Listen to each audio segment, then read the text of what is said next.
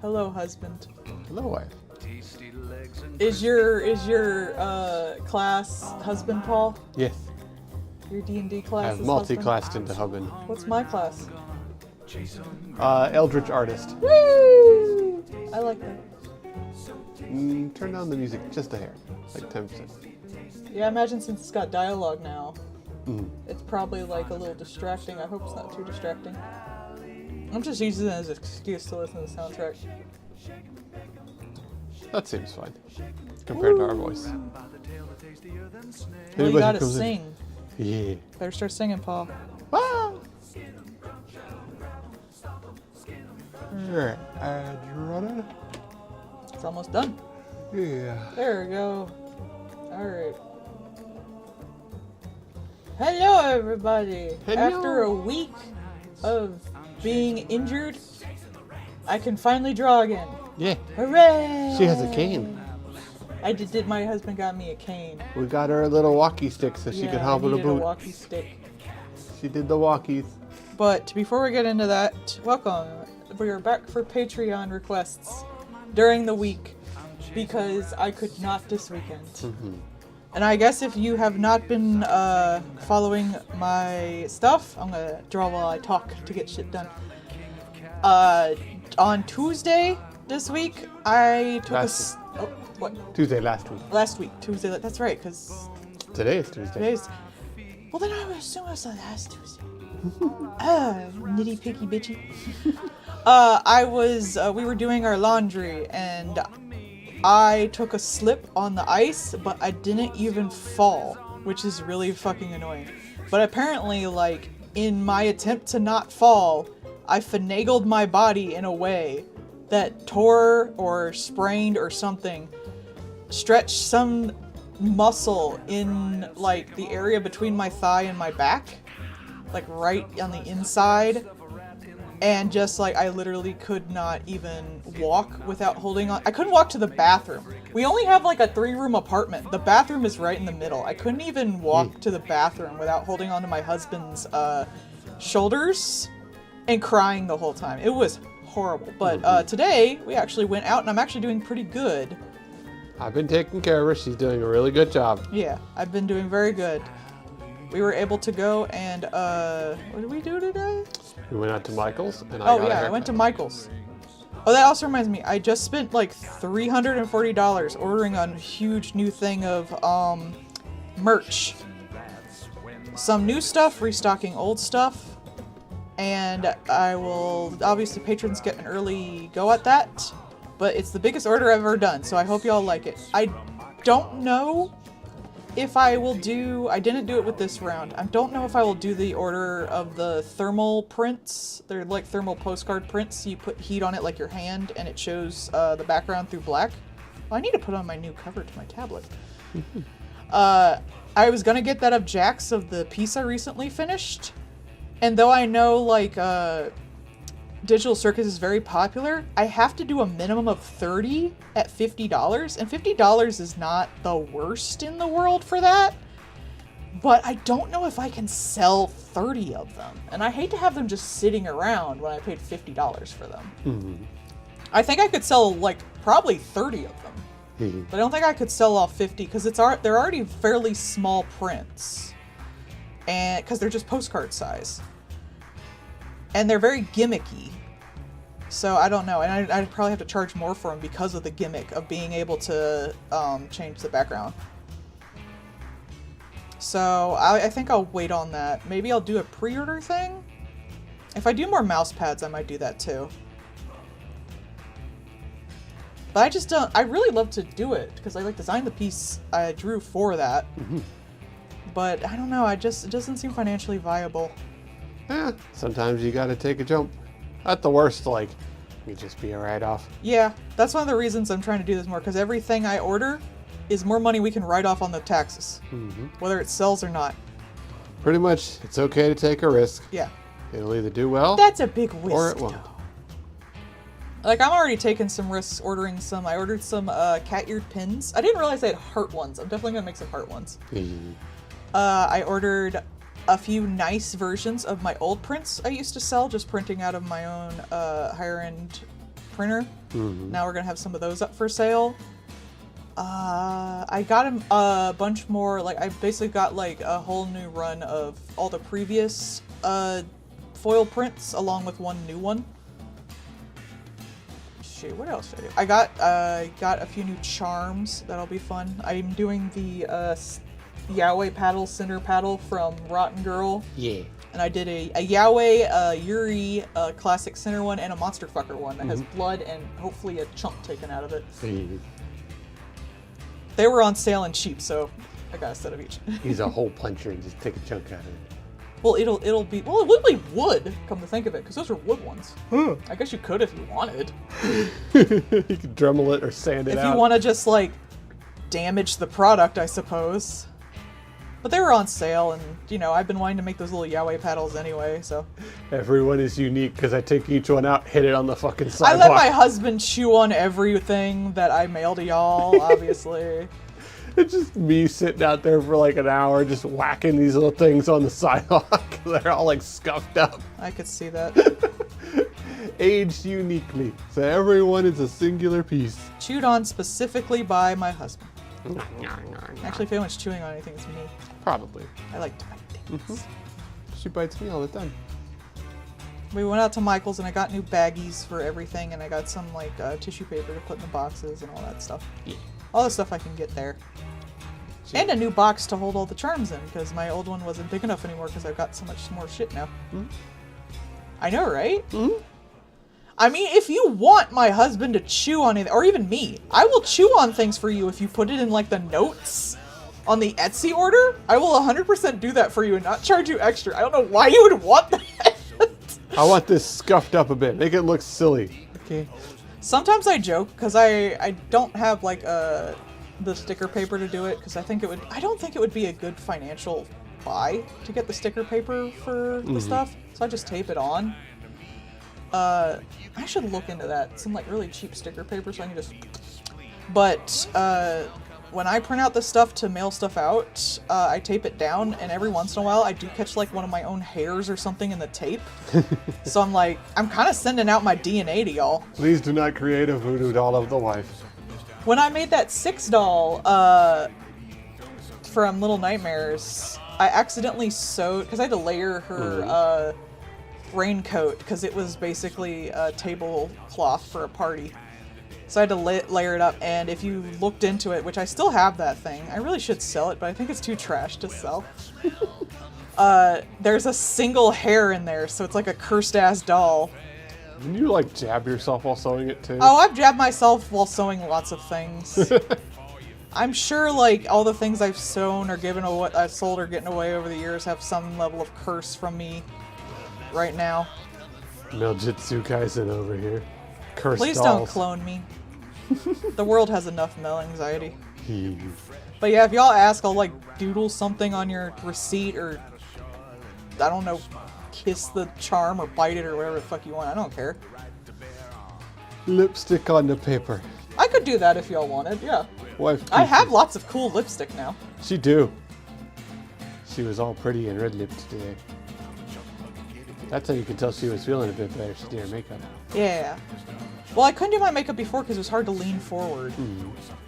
That's why I couldn't really stream, because I'd have to be in the position to draw for any like length of time. Gotta be Which in the means I'm now gonna have to artistry. open up my commissions again too.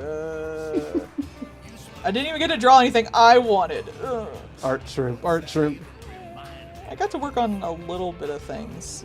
I did like one of the pins that I'm putting out almost entirely with the mouse, because The I could mouse. like be in whatever position I wanted to work on it. But like, damn, I could not sit up and draw. Yeah. You were pretty sore, pretty stiff for the first few days. I'm still pretty stiff, but I'm making it. You're not in agony and you're able to Yeah. function. That's the important part. Yeah. You don't have to worry about getting stuck. One day you went off to work and I had to call you because I literally couldn't. I dropped my phone and I had like a panic attack and I was like, I can't even feed myself. Everyone at work was proud of me for my restraint of not going, I've fallen, I can't get up. Rude, I did not fall. I could actually just that was the thing. It was really, even right now, it's still a little bad. But the biggest thing was bending. So I could stand at a certain point fine. And somewhat sit at a certain point fine, depending on the position. As long as I wasn't using like my left thigh too much to hold anything up. But I couldn't, like, transitioning between them was so bad. And it hurt so much. And it still hurts a little now. It's the one thing that's left over that's pretty painful. So getting up and sitting down was bad. But at, like, fairly early, I could just stand. For a while there, I joked about this and I put it online, but I couldn't really lift my left leg because I couldn't, or rather, I guess my right leg, because I couldn't put weight on my left side. So instead of like walking forward where you move your leg more, I had to slide back and forth and walk like a crab. Yeah. Like I was going in an old like shooter game. She was a And crabtopus. Yeah, and I couldn't like turn a certain direction because that required, you know, weight on my left thigh. So I had to like, whenever I needed to turn somewhere, I had to turn only in one specific direction. And only in like tank controls. So for like a day, I felt like a character from, and I couldn't bend over either. Yeah. I'm still a little antsy about bending over because I actually like aggravated one day bending over when I was starting to feel better. So I was like a character in an old like first person shooter tank controlled video game where like half of the controller is dead. So you can only move by pressing the like shoulder sticks to like slide back and forth and turn in one direction. And you can't pick anything up because the A button doesn't work.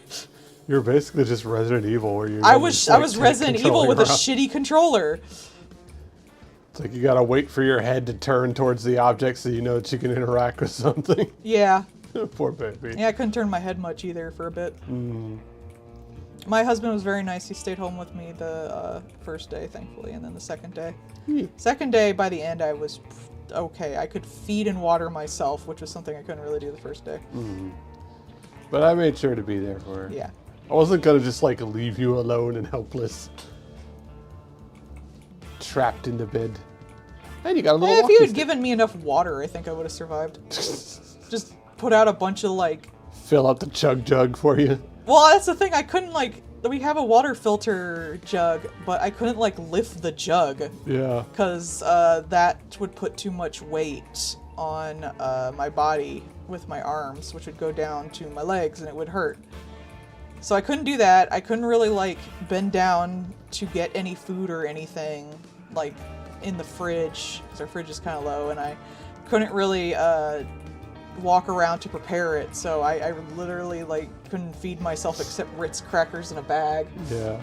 And I couldn't like fill my water except from like the bathroom sink. I wanted my husband. Yeah. No, I got a call from her and I immediately came home. Because I was there for me wife. I just spent the day crying. At least I could get out of bed, I suppose.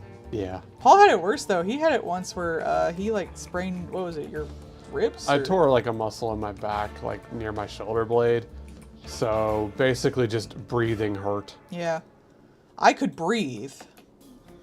I couldn't roll over in bed though.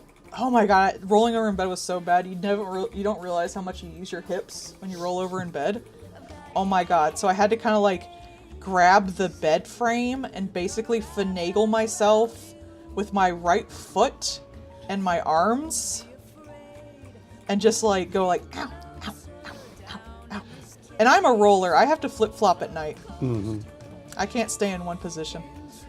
It's true. It Well, I didn't still really do. hurt to lay on the thing though, because that wasn't activating the muscles. Yeah. It was really just the muscle that you, like, you probably just pulled it. I don't think you, like, fully tore it, but, like, it's still, it fucking It hurts. really hurt. It hoits, and then you find out that, oh yeah, this bone's connected to this bone, because you're in pain every time you do fucking anything. Still fun, y'all. And I didn't Take care of even your back. fall or anything. Nah, it's, I almost fell. I stopped myself from falling.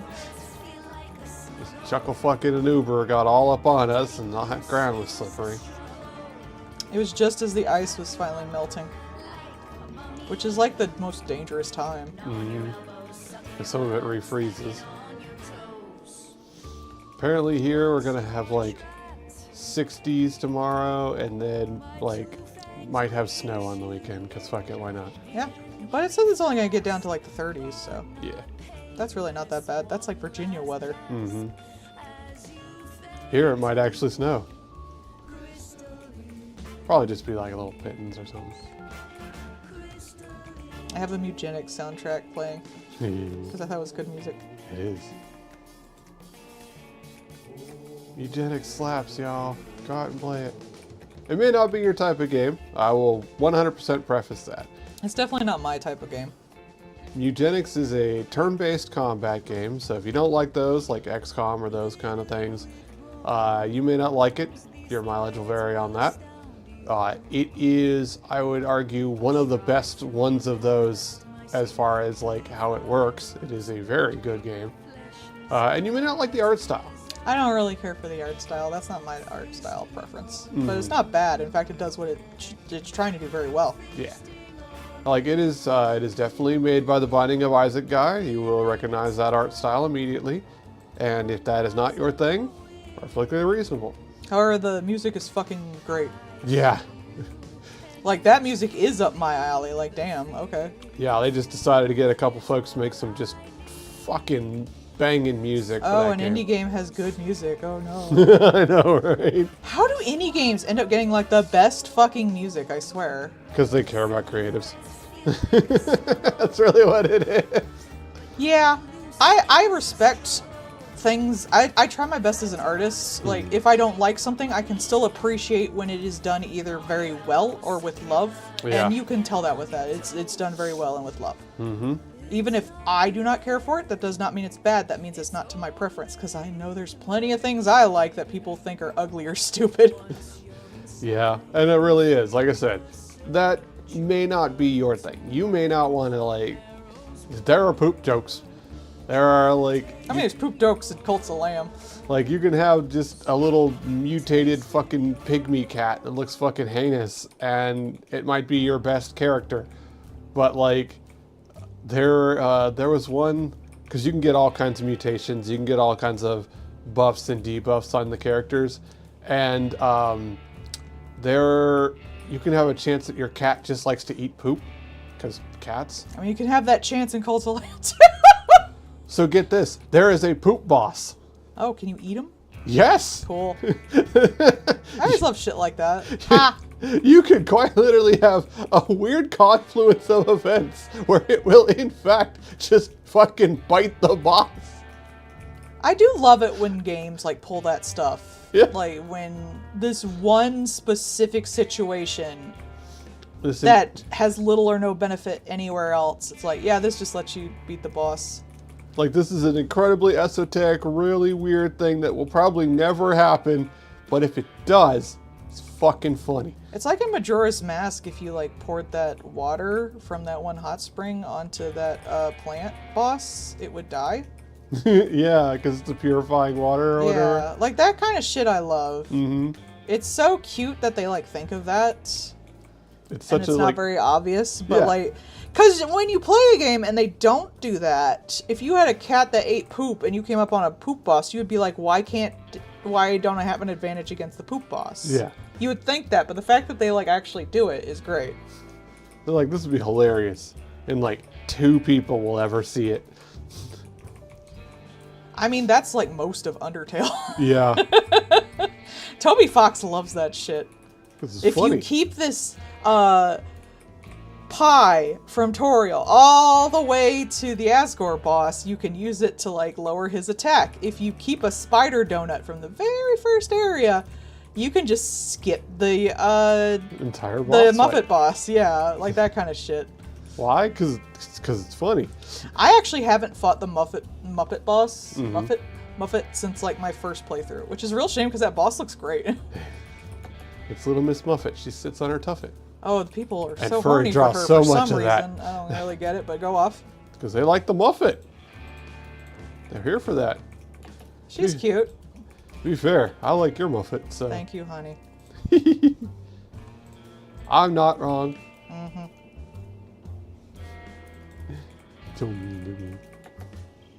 I love you too, sweetie pants.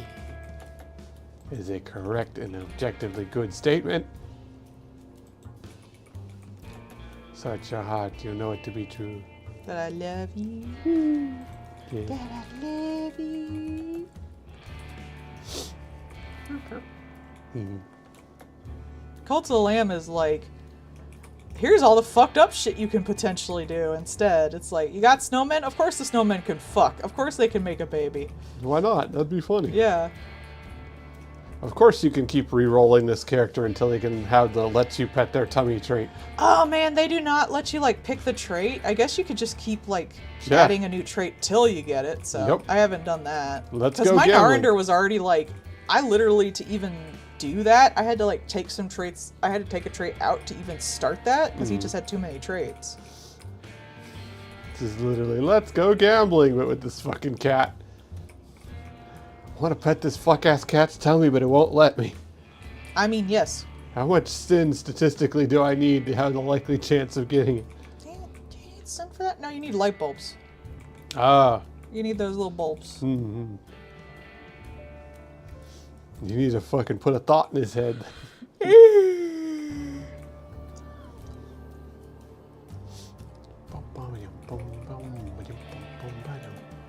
I had such a hard time getting those before I found out you could just like send out your followers to get them. Wasn't that the one you could also like make a lightning rod in your base or whatever? Yeah, I thought that was the only way to get it, but it turns out you could just like send your followers out and they go get some. Because at one point you're not even allowed to like back up, and you're just left with rot levels. Because you do rot last, like your last boss is in the rot, so it makes sense that it would be the last place you go. Yeah. But I couldn't get the stupid bulbs. I was so pissy. But then it's like, oh, you can just send out your followers to get them. It's like, ah, motherfucker. Yeah, that would make sense. I knew that on my second file playthrough, which I did to just take screenshots and get text. Yeah. Beat Mountain Mama the pacifist route. Oh, you can fight her again. Like, you can refight the boss if you don't do it the pacifist way the first time. I do enjoy that. I think that's just like the only pacifist way you can really do something in Cult of the Lamb besides feeding the fox, maybe, if you count that. Yeah, it's just neat. I like that was a really good idea for that fight. Oh yeah, everyone really loved the story for that. They did a great job.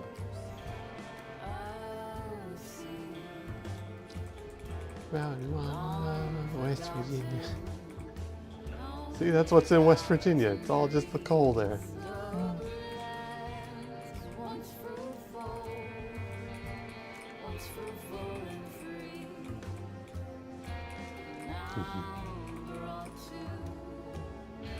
It's not coal, it's rot. It was like what you could like burn it in the thing, right? Yeah, It's that's like true. rock You're coal. right. Yeah.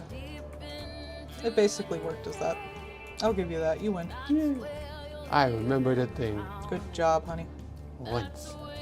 You remembered one thing.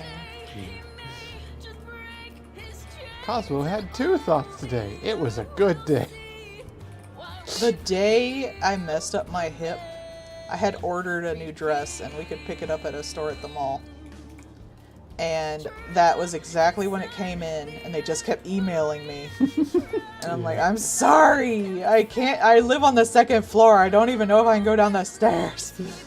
Much less get to the mall, damn. I'm literally a hop along. I can't do this right now. I can barely even go to the bathroom. But we did get it, and she looks hella cute. Yeah, I'm alive for once. I was alive, I was just in pain. Horrible, horrible agony. Oops, did not say reference other layers. Wrong layer, conk. I should still be able to get everyone done. After I'm done with this, we should be done with all the 20s, so I think we can really just go to the weekend. Should be okay. Yep. I think I overcompensated early on to make sure, because February is so short. Yeah. It's always a pain. I think once we had like 3 weekends, not even whole weekends in a February.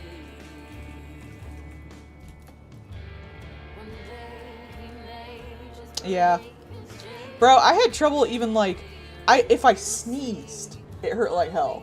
If I laughed too hard, it hurt. If I farted, it hurt. You know I couldn't fart, y'all. That's illegal. No, I could. It just hurt. And not for any digestive reasons, but you don't realize, like, your muscles tense. Especially, like, near your butt, which was near where I was injured. You know, those hip muscles that flex. God, your entire fucking, like, body does shit when you sneeze, too. Yeah. Oh, my God. It's horrible. Yep. Oof. We See, got her. he had chest. We got her a little walking stick and stuff, and Yeah. got those slap patches for her back. Yeah, we've been going through lidocaine patches. Today might be the last time I use them. Mm-hmm. And I've obviously had like aspirin the whole time too. For the most part, it was just rest. Yep. It sucked. I wanted to draw. I didn't get to draw like Valentine's Day shit. She was very grumpy about it, y'all. I was. I didn't get to like participate in the little maid Nari sitting on the stump. Had to close commissions, couldn't do streams. It sucked. All I could do was sit there. I did, however, play through Look Outside, and that was fucking great. So I also played through Arcade Paradise, which was really fun and cute. I like little simulation games with a bit of a story. Though there was a scene where the main character, who was a woman, I thought that was super cool too. Also, if you play like, there's a Bomberman parody, it's like Bomb Guys. The default character is a girl. I thought that was cool too. She basically loses the entire arcade for a bit, and she's just stuck at a factory, and all she does is like tape boxes while remembering all the horrible things her dad said about her, and I was like, oh god, this is too close to reality, I'm uncomfortable. Please stop, please stop. I have my own dad issues, no. Gee, indie game, how are you sure that these daddy issues will resonate with your intended audience?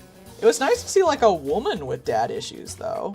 Like usually, since gaming is such a male-focused thing, Yeah. especially ones that like have retro stuff like that one does. Like Arcade Paradise actually does a really great job with all the little retro games. And like they're like all individually designed as slightly enhanced parodies of older games. I actually like some of the changes they made to some of them, like the Pac-Man one and stuff mixed with Grand Theft Auto, like the OG Grand Theft Auto. Yeah. But also all the UI and stuff has little video game things to it, like attacking the toilet when it's clogged and little pixel art things everywhere. It's really cute. And then when she's in the factory, all the pixel art things disappear. I like that. It's just boring and normal. Yeah. Well, she was depressed. Yeah. It'd be like if you had a segment of like a Dragon where it had none of the RPG elements. Yeah. It was just And like all the colors gone. for like a minute it was just Shenmue. Oh, And it really feels like you're just like you lost the game. Like what did I do wrong? you're just falling apart. It doesn't feel like the real world anymore. And everyone's disappointed in you. It's like I already feel this. I don't need a game to tell me this. No, indie games, stop. You don't have to kick them while they're down. But I did appreciate that the main character was a woman. It's about a girl, her sister, and their daddy issues. And usually you don't see daddy issues with women in media as much. And usually when they do have daddy issues, I hate to say this, even when they do it, it's like usually around like their mom is dead. Which I don't even think the mom comes up, which is nice. It's like Women have daddy issues too, bro. You only have dad issues because like now he's a single dad and he's kind of rough around the edges, like Last of Us. Like no one knows how to talk to after the mom's dead and stuff like that. It's really kind of annoying now that I think about it. Like women have trouble with their dads too. I too have problems with my dad being like horrible and disappointed with me and shit like that, just like men do. Just because like we don't get in punch fights with our dads doesn't mean we're not emotionally abused as well. Like, come on, man. To be fair, I think your dad should be in a punch fight. Oh, That's he a whole should be separate fucking matter. jail. That's a whole separate matter.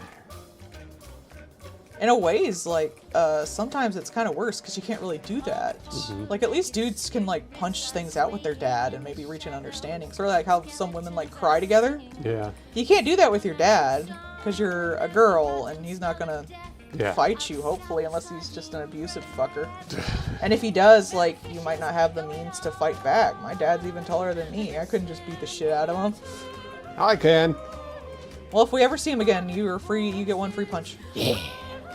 Y'all heard it, chat. Yeah. Said it live. I get one free go. I don't think I could talk to him after all this shit if I saw him again. It's bad enough like what he did when Mom died, but like after all the other shit, no. Yeah. If he ever calls, just play that ding ding ding ding ding. You're a cunt. Oh, I don't think he'll ever get in contact with you. I think he's gonna die. Yeah, probably. And then you'll just have to, hello, how's Hello. it going? Then you'll just have to talk to the ghoul. Not true. Ghoul derogatory. We didn't get any Raoul in the new Fallout season. I'm sorry, they don't have your voice. Well, it's not like Danny Trejo could actually do it, like as the actor. Like he's getting old. Like I love the man, but I would never ask like an actor that age to like come out and potentially do like physical shit. Not to mention like he'd have to be in makeup for it, though. He kind of already looks like. I was gonna say he wouldn't They have could to just have shave as his much makeup. head, and then he'd be just Raoul. Give him the fucking Valkyro outfit. Oh, that would have been great. Yeah, I mean, like that's just a bald cap and like 30 seconds of green on his nose. Yeah, man. I would love that. Oh. Like, I can see him do voice acting, and he's still doing voice acting, because he's got a great voice. Yeah.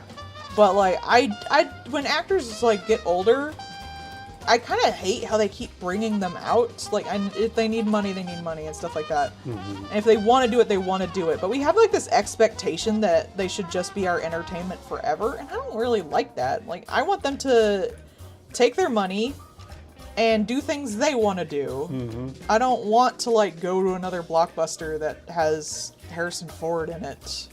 I'm like, leave that man alone. I want to see Hugh, what's his name? Hugh Grant, the guy that plays Wolverine.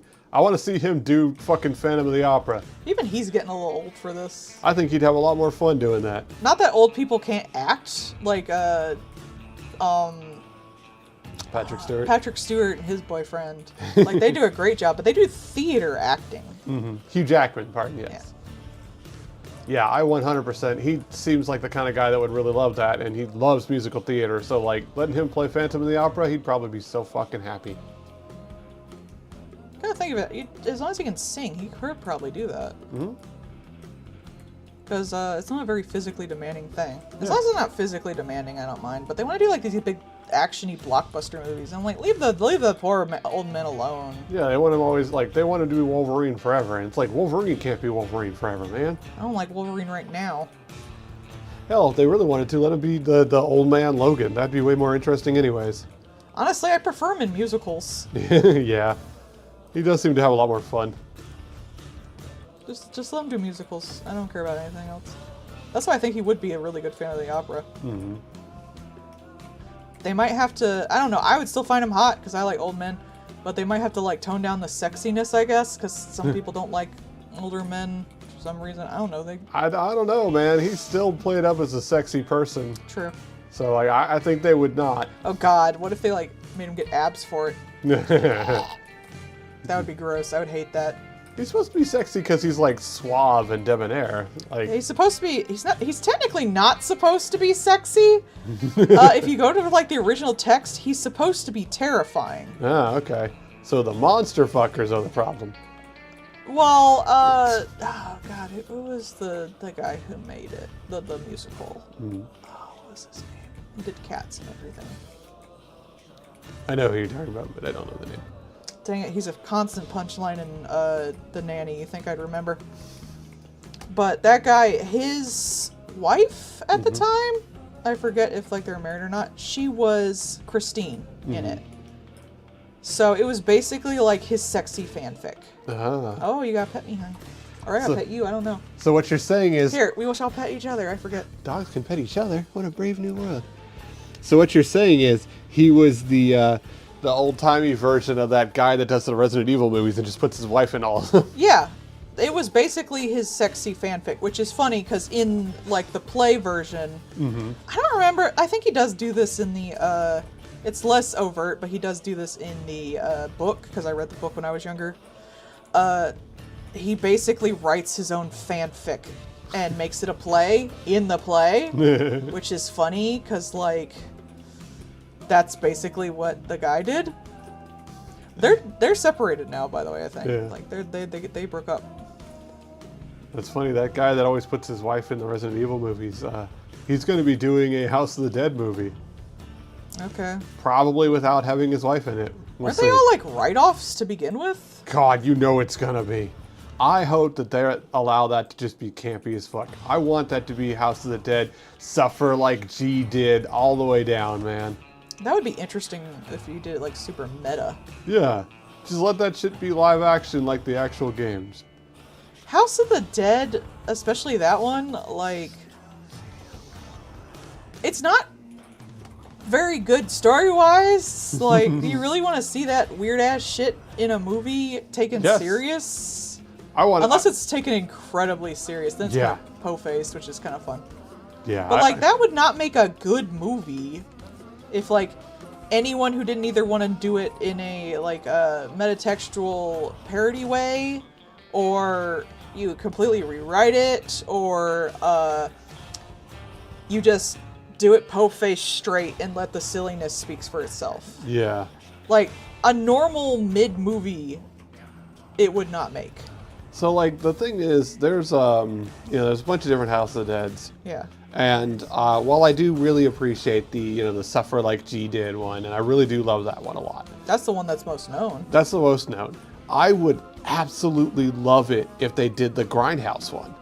Because they did do, I think that's 3 or 4. I have it on Steam. But one of them was straight up done like a Grindhouse. And it was done as corny and straight-faced and all the way as you would do a proper Grindhouse movie. It just happened to be House of the Dead. I would love to see that as a real movie. They should do Illbleed. Oh, God.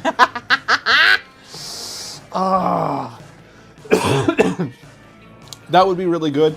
I'm pretty sure they could not. Who the fuck owns it? It's less about that and more about the fact that it has knockoff, Sonic from Temu. And I'll give you that. And it's got knockoff Pixar too. Yeah, and it's got the sexy doll. I feel like you could work around that. Maybe if you pick chunks of it, like if you only did the theme parks parts of it or things like that. They should remake that for VR. I think that'd be entertaining as shit. I can't imagine that anybody still owns Illbleed. Yeah, who the fuck owns Illbleed? Yeah, like... oh, God. I mean, it's kind of gotten popular again, so... It has. People are starting to realize how fucking wank-ass that is. Let's see. But, cult popularity does not directly translate to money. I don't think a lot of people realize that. Illbleed, developed by Crazy Games, which was known as Climax Games until a month before release. Didn't they, like, fall apart? They put out Blue Stinger before that. Didn't this, like, bankrupt them and they were fucked? It was a commercial failure, yeah. Well, it's not very good. God bless how fucking weird it is. It is not good. I'm sorry. It is not fun to play. I have not played it, but I've seen a bunch of people do it. It's bad. It's a bad game, but it's so weird. Yeah, it's hilarious. That would make such a good bad movie, though. Oh my god. It would be. And like, You know, again, you know, Velocipaster, and how I was like, this is so close to being like a really good bad movie, but at no point does the pastor have to give a sermon as the Velociraptor, so it is not complete in its badness. It's the same way like the Sharknado guys. Yeah. They were like, we're gonna make a bad movie, but they just don't do it whole hog what enough. should have happened at the end of one of those, any of them, I didn't give a fuck. The sharks, there should have been like, they find out the weather's being controlled by like, I don't know, the weather company people, like the fucking guys who monitor it.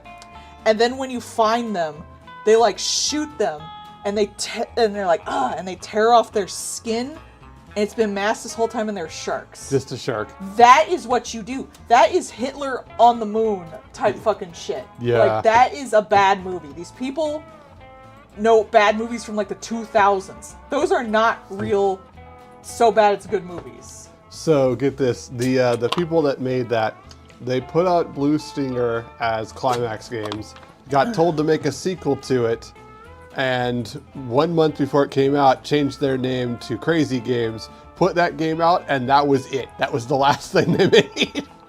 Does anyone own it? No. I don't think anyone wants. So you're saying we could make an Illbleed movie? Yeah, like, because the We can't do any worse. Let's face it. We could not do any worse than anybody else.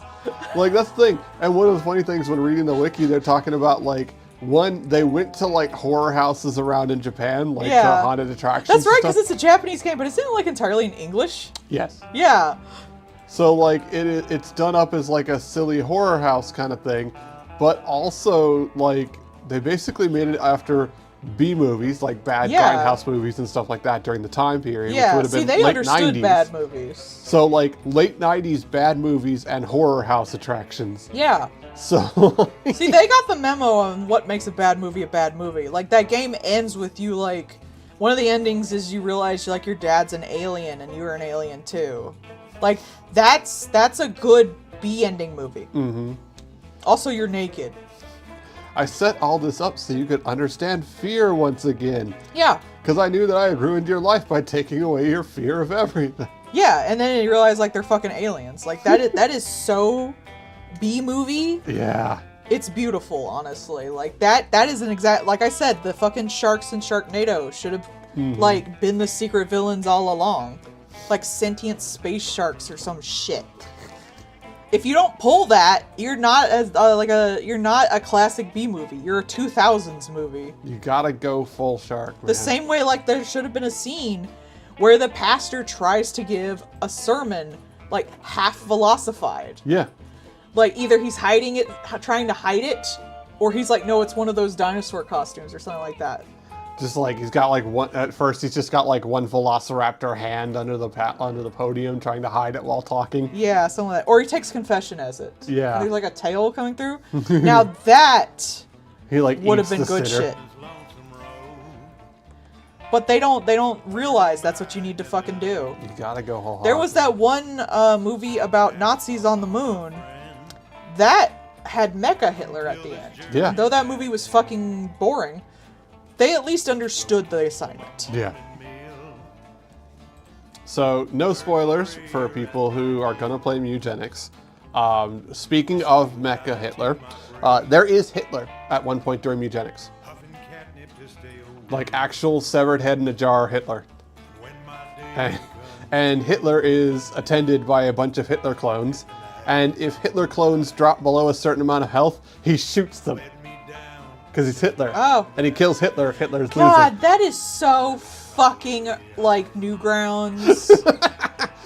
What's This more? man, this fucking designer has not changed an iota since like 2003. What's more? When you get the boss, Mecha Hitler, down to a certain percentage of his life, he will shoot himself, and then his mech suit will start to do a countdown to explode. Because you can't kill Hitler, Hitler kills Hitler. It is so fucking Newgrounds, it hurts. That is so fucking Newgrounds, I can't even stand it. Oh man. I saw that shit and it was just like, that is perfect. Next, there's gonna be like a 9/11 joke and like a beat up like Saddam Hussein game or something. Punch Saddam Hussein, yeah. I believe it was Iron Sky, yeah. I think it was, yeah. I ended up like watching that on like fast forward, like halfway through because I just knew what they were gonna do. There's Nazis on the moon. They carry a harpoon. I don't even fucking remember, man. Yeah. It's been a while. That was back when I like worked at a movie store and I could watch all the horrible movies I wanted. It'll bleed, but it's done like Cabin in the Woods. That would be fucking. You know, a Cabin in the Woods style horror game would be interesting. Oh, man. Like Dungeon Keeper, but it's like Dead by Daylight. Like you're the entity in Dead by Daylight. I guess that would be Dead by Daylight.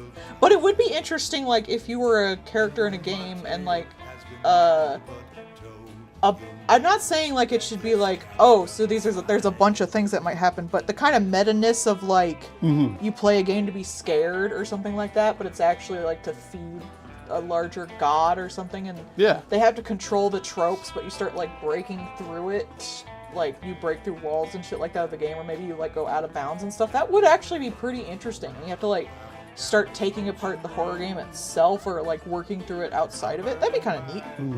I'm sure there's people who've done that. See, I was thinking, like, you know, especially if you're playing as the entity kind of thing, you have to, like. No, I don't think that would work with the same vibe. I like, well, mostly. I mean, that is a good idea, but that wouldn't necessarily be, like, a... Because the whole point of the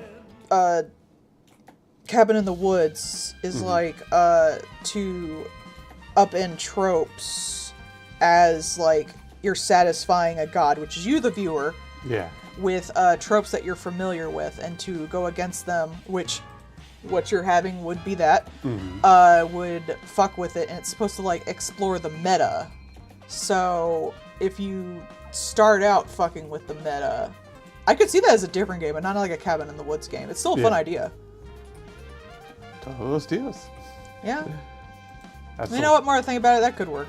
The most wonderful thing about video games is there can be more than one. But it'd be really interesting to see like the tropes of, especially indie horror games, because it's probably be an indie horror game, let's face it, taken apart. This would work really well with like the lo-fi genre, the like low poly horror genre. Yeah, especially Like, because then you could have because there's so many low poly horror games right now.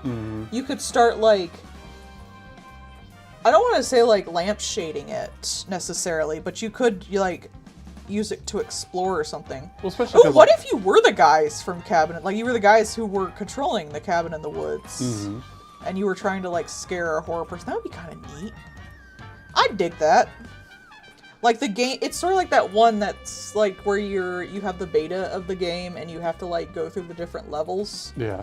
to like learn things. Instead, like you play from the point of view of a game designer, like in real time, to like fuck with people, like the players and stuff, to find out what will scare them while playing with the different tropes of indie horror. That would be kind of neat. I'd dig We need that. to have better horror here. You can't just have a jump scare all over the place. That's boring. They'll expect that. Sometimes Well, it'd be interesting, like, if you die or something, like, it would kill you or something if, like, the game isn't scary enough. I think that'd be interesting. it's got to be fed enough horror.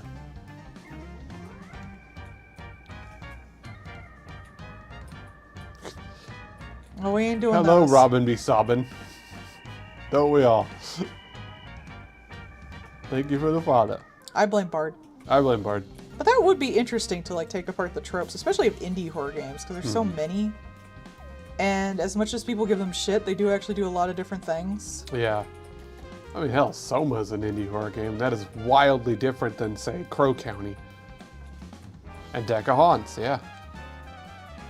But Deck of Haunts is a different, like, purpose behind it. Yeah, if it was Cabin in the Woods based, it would definitely be more meta about horror. Deck of Haunts is more about playing as a haunted house, like literally a cursed house that eats people. Ugh, I don't like this face. That's a different like goal behind it, basically. Still a very fun game. Yeah. None of these are bad ideas. I'm just trying to think about how you do a. And I don't. If you're really gonna do a Cabin in the Woods one, doing it from the point of view of the game designer would be interesting.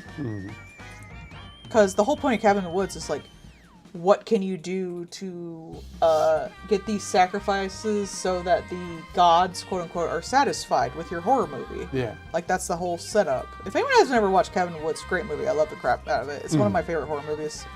Because I'm a dumbass who, if you put meta in front of my face, I'm like, ooh, jiggly keys. Yeah. But also, like, if you really enjoy horror, it does a really good job with the horror, and it does a really good job of, like, kind of lampshading some of the stuff that we take for granted as, like, this is normal in horror movies kind of stuff, and why it would be there. It's really well done. And, like, why it's kind of fucked up. It also has a ton of references to a lot of different It has, horror like, things. when you get to the end, there's just so many fucking monsters. It's great. I love that it's just like, you could just be that the meme of fucking Leonardo DiCaprio pointing at the TV because you recognize something from it. I'm someone who really likes meta in general, and I think, like, as a meta experience, like, with movies, I think since in it, they are killing these people to sacrifice them for our entertainment. Technically, you'd be saving those people if you just turned off the fucking movie. Yeah. It's like in Undertale, if you restart the game, you take away all the stuff you've done. So if you reset it, like, if you try to reset it or try to play it after the good ending, Flowey actually comes out and talks to you and is like, bro, It's kind of you know, everyone's actually happy right now. If you, like, start the game over, you're gonna just put everyone back to square one. You took away their happy ending, bro. That's the whole reason, like, Flowey gets so fucked up. It's the same reason, like, people playing a game can get kind of fucked up, because you want to see what you can do. That's one of the reasons why I think horror works better in, especially like meta horror, works better in video games just in general, because you have a sense of agency that helps with the meta. Because you are the one causing this shit. You are If you objectively a didn't monster. pick up Undertale and play it, you would have never started this crap. But also, no one would have ever gotten out. However, if you pick it up again after you've saved everyone, you're fucking them up again. Yeah. Like, everyone goes back to square one. Kind of makes you a monster. It does, and that's what Flowey was, like... Because when you replay a game over and over again, you start doing different things just to see what you can do. And we do that in video games. We might, like, can I shoot this guy? Like, Yeah. what happens if I say the mean thing? Like, all this stuff. And you eventually, like, if the characters in there are real, that's fucked up. And, like, Undertale likes to play it like that. I'll come back in your next Whereas, game, McCready. Hell, Deltarune, you're kind of hurting Chris just by existing. Yeah. Just by playing this game, you are An asshole. causing pain to another person. That's kind of fucked up. Don't you think that's kind of fucked up, Chris? Don't you want to just go ape shit? But if you don't, like, Chris won't make these little friendships and everything, which Chris obviously does very much value. You can tell that in the game. I like that one that you were watching earlier today with Pathologic, where it's just like the other player characters, when you're not playing them, are just out doing things, but they're out doing them, like, objectively shittier than if you were fucking controlling them. I respect Pathologic so much. I am too terrified to even play the new one. Yeah, nah, boss. I know 2 is better than 1, but I don't know if 3 is easier than the first 2, but damn, that game scares the shit out of me. I do not think I could handle it. No, it's like Fear and Hunger. I respect it for what it is. I would not play it. Oh my god, I would just be fucking aggravated so quick Yeah. about everything. I do not, if I'm not having fun with something and it doesn't like jingle my narrative keys in my brain, because some games aren't designed to have fun with. But I get frustrated really easy, and I stop if I'm frustrated. I don't push through it. I don't get good. I stop. I go do something else that's fun. I'm frustrated by life. I don't need to be frustrated by a fictional life, too. I have enough crap going on. As cool as I thought Bloodborne was, if I literally did have to try and get through that first boss with my bare fucking hands, I don't think I would be playing Bloodborne anymore. I would have immediately stopped there. It don't matter how fucking like, oh, you're a cool big man because of this. No, that sounds like ass. But I respect Pathologic and Fear and Hunger because that's what their stories are supposed to be about. Perseverance through difficulty. And not difficulty like, haha, I am good at the game difficulty, but like, Fear and Hunger has a lot of just chance with like all the coin flips and stuff, and Pathologic just actively doesn't want you to play it. You've got with a lot of coin its flips to game fucking design. save the game. Like, this isn't, aha, I get good at the game. This game is punishing just to, like, exist in.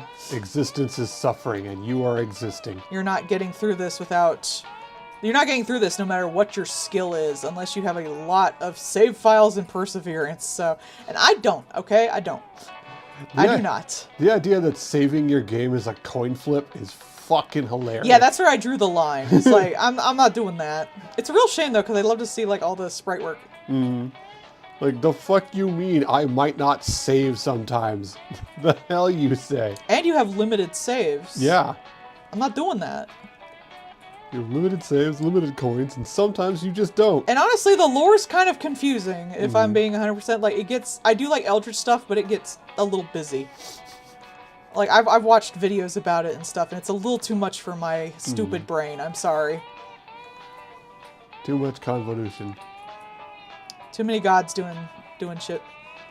So you're saying it's the gods' fault? Well, yeah. As in many games.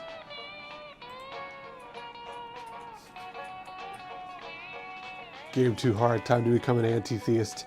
I have had games that I've liked enough I have gotten good at.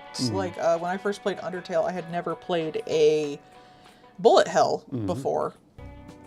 And by the time I got through Undertale, I can play through Deltarune and stuff without any difficulty. Except with, like, the secret bosses. I'm still not good enough for those, I'm sorry. They're too hard.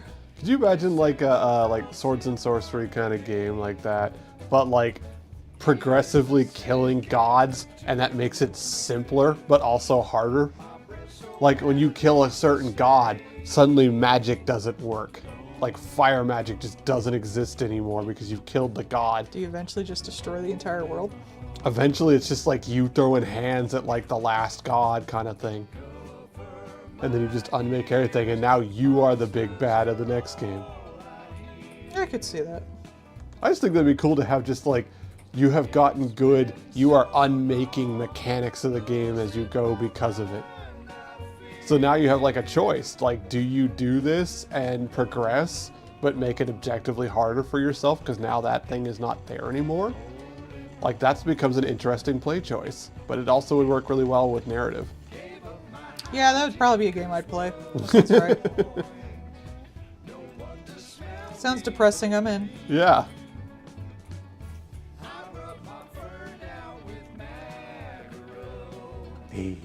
Start saying dirty things. Oh. I was like, in chat? I did have that one time people were RPing in my chat, and I was like, don't do that. Do not. Why? Why though? Why do people do that where people can see it? I don't know. I don't care that people do it, but like, do it in private. Bro, we grew I up. don't make out with my husband in front of people. That's weird. We grew up in forums and stuff like that. Like, Yeah, and you do it in private. no. You go into your little house in Gaia Online and do it in there. You don't do it in just public ass chat. Just right there on the public Discord in front of everyone. Oh, that wasn't even Discord. I was on the Twitch chat at the Yeah. time. Or the... I guess I was still on the art website. You say these things in front of my Discord mods.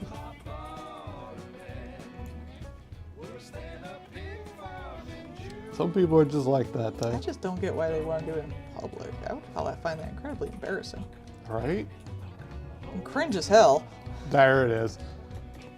I'm sorry, I don't usually use terms like cringe, but that's fucking cringe. That's cringe, bro. That's like shoving... That's like those people who shove their fetishes on you. It's like, oh, I'm gonna do like puppy play in public in front of you. It's the fucking diapers on Blue Sky. Yeah, that too. It's like, no, we are not doing this. No, it's technically safe work. Shut the fuck up. You know what you're doing. Look, if you want to do your puppy play and you want to do your BDSM shit, like if it's a collar or something like that, fine. Don't be walking people on all fours into the fucking like Walmart. Yeah. Like, come on now. That's the minimum line I'm at. Just don't be walking people around on all fours in your Walmart. Do that in your house. Like, just some basic, like, what's it called? Like the social contract? Like, Yeah. just some basic ass shit. If it's a safe place to do that, like a kink thing, or I imagine even a like- con that would yeah. be like pro that, something like that. Like it's weird to like cosplay at the Walmart. Yeah. Like if you wear your like sexy string cosplay at the Walmart, I'm probably gonna look at you funky. Mm-hmm. But you do that at a convention, I'm like, oh yeah, sure, because this is, you know, time and place. Yeah, you're not gonna walk up like Kill la Kill in a Yeah. like Target. I saw those Has-Been Hotel cosplayers from that one college con. That was cute. Yeah, if you gotta like pop in, that's fine. But like you wouldn't wear Yeah, you're not like like a G-string. yeah, you're not walking around in sexy lingerie Yeah. or something. Just a silly outfit is a silly outfit. Like, who cares? Gotta go to the Fallout con in the sexy loungewear. Yeah. Well, that's just like leopard print pajamas. So yeah. We're gonna find you a ghoul cowboy. Oh, a female one. I guess I'll take it. Beggars can't be choosers. Well, at least she's a lady dominatrix. It's we'll make do. Like you wouldn't call your boyfriend daddy in front of your family. Or at the cash register. Yeah. Don't do stuff like that in public. Don't RP on Twitch in public. That's weird.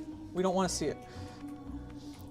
It's like, look, if you would have to go to a special VR chat room to do the things you're doing, there you go. That's your answer. Don't do that in public.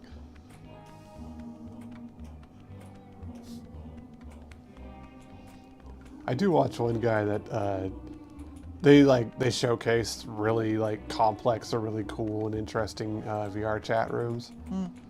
And some I of gotta those get into that shit. some of those are fucking just buck wild. Like, and not just like the Infinite IKEA one, which that one was pretty funny. Like the IKEA where people were just like RPing as IKEA employees. That one was funny. Like, but some of them were like, this is a roller coaster ride, like a whole ass theme park, like stuff like that. There was one that was set up so you could do kaiju battles. Cool. Like, that's cute. That's interesting. Yeah, people set up a lot of shit in those. Mm-hmm. I saw like a furry yoga class. Yeah. Like, that's pretty cool. Yeah, because then you have like you can do it and you're doing it together, so you feel like you're supported, but you're not together, so you're not feeling judged. Like, that's a really good idea. It's a safe place. Again, I'm all up for like safe places for like kink play and stuff like that. Not that the yoga would be, but You never know. I want people to have a safe place where they can express themselves like that. Yeah. 100%. And like, you know, I'm old enough to have come from Furcadia, so I Yeah. know. Trust me, I know. If anything, I protect your right for those spaces, but also don't do it in the Walmart.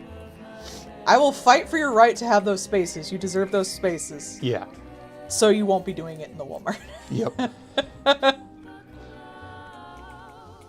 Like, that is kind of the point of the internet, is being able to do things like that you would either could not or would not do in public. Like, that is perfectly fine.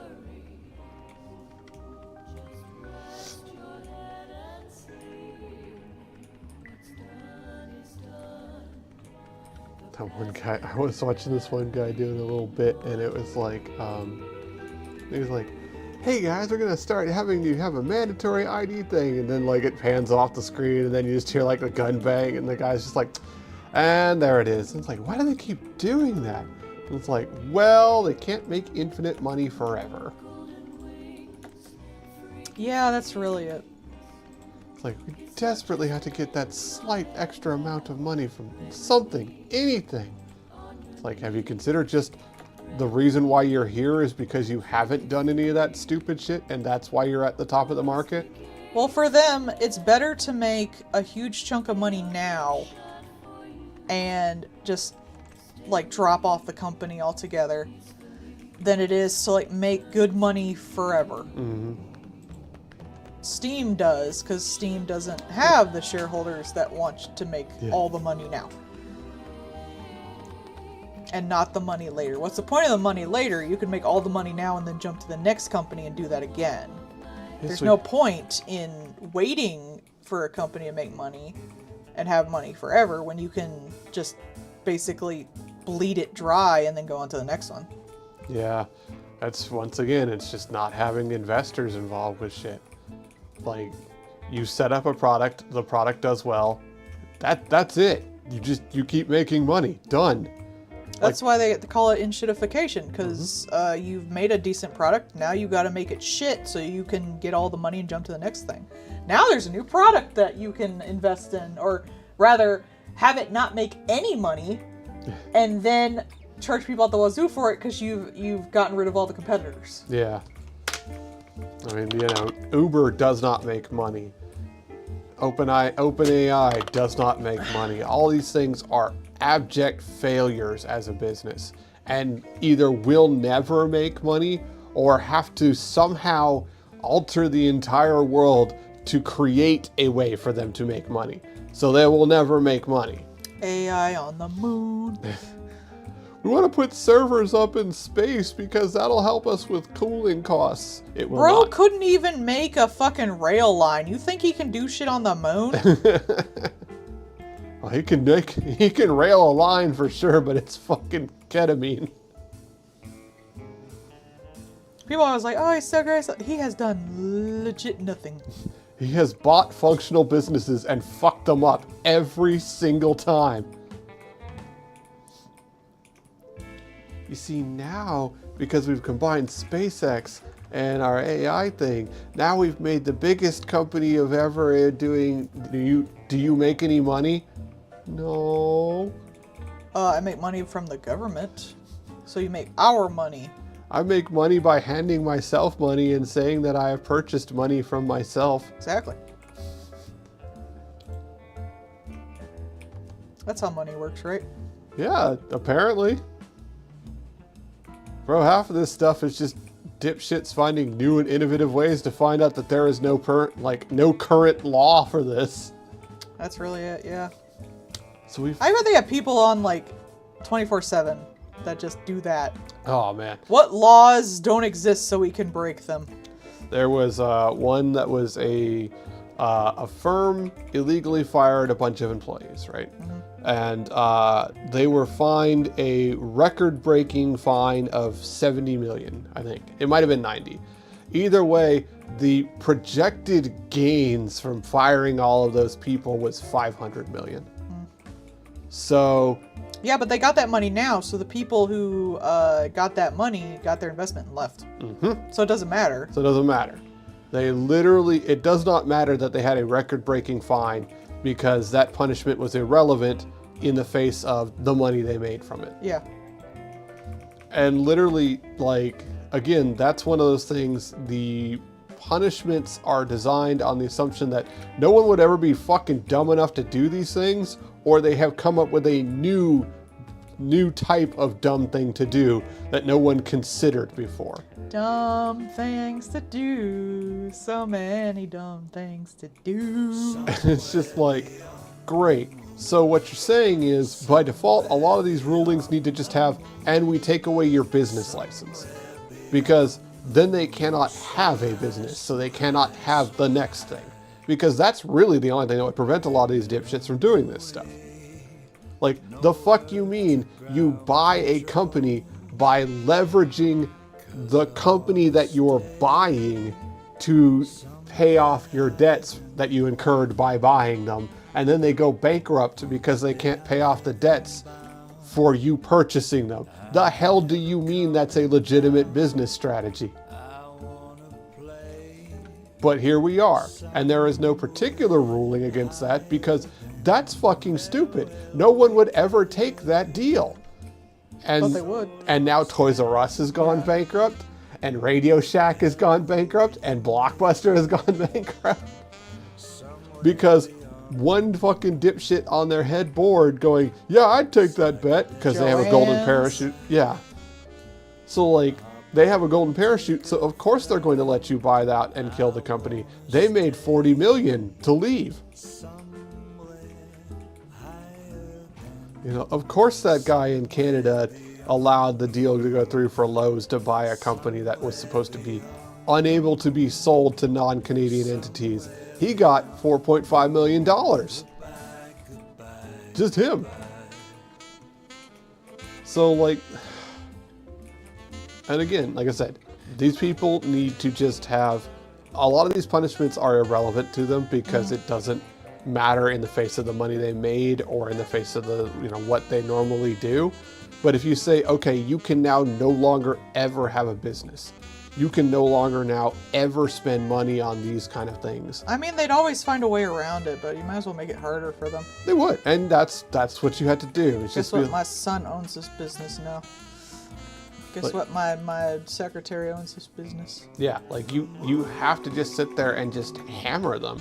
You know, that as much as like there's other stuff going on there, you know, with Teddy Roosevelt, like that's one of the things that's just like, fuck them companies. Are they people? No? Then I don't give a shit. And that needs to be a more common thing now. Because we are realizing just how stupid these things could be. You know, the idea that grown-ass adults are here is really, really not the case nowadays.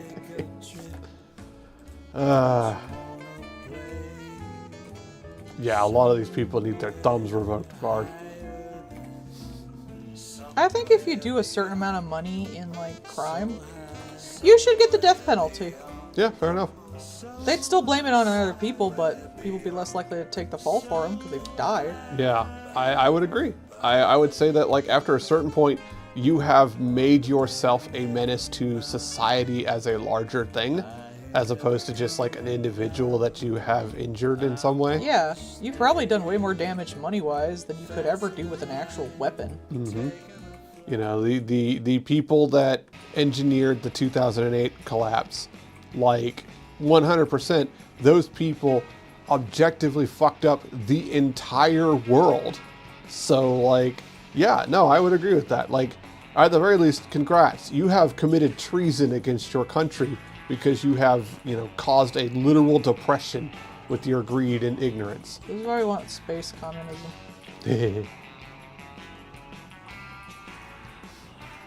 Congrats. You will now no longer be allowed to watch anything that is not an anime harem.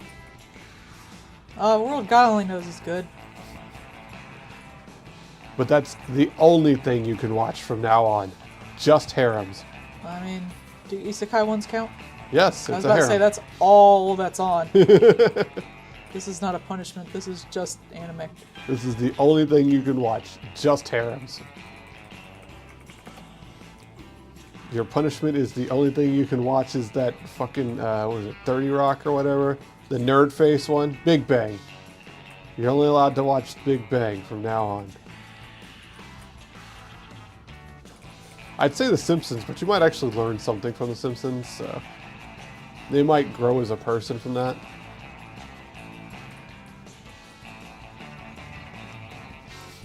You just put them in the fucking, like, MS-3TK space thing. Space isolation. Yeah. Works for me.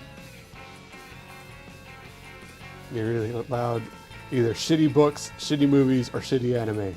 That's the only form of media you're allowed now in this isolation chamber. I'll take the shitty anime, honestly. I feel like it's less annoying. Shitty anime could get pretty entertaining. I'd probably agree on that, yeah. That sounds like the lesser of the sins. It's all just Chargeman Ken. You're getting, what was it, handshakers? Yeah. I do not know what that is, Bard.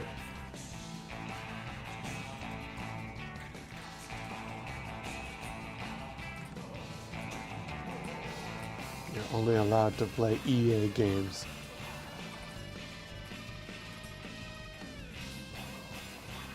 I'm lucky for many reasons. My wife is very nice.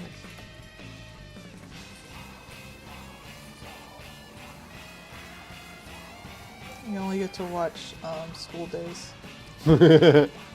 Whenever someone's like, "What's the worst anime ever?" and they say like something generic, just make people mad. I'm like, "Y'all haven't seen School Days." You're allowed to play exactly one game, Beyond Good and Evil 2. Whenever it comes out. Ubisoft going bankrupt.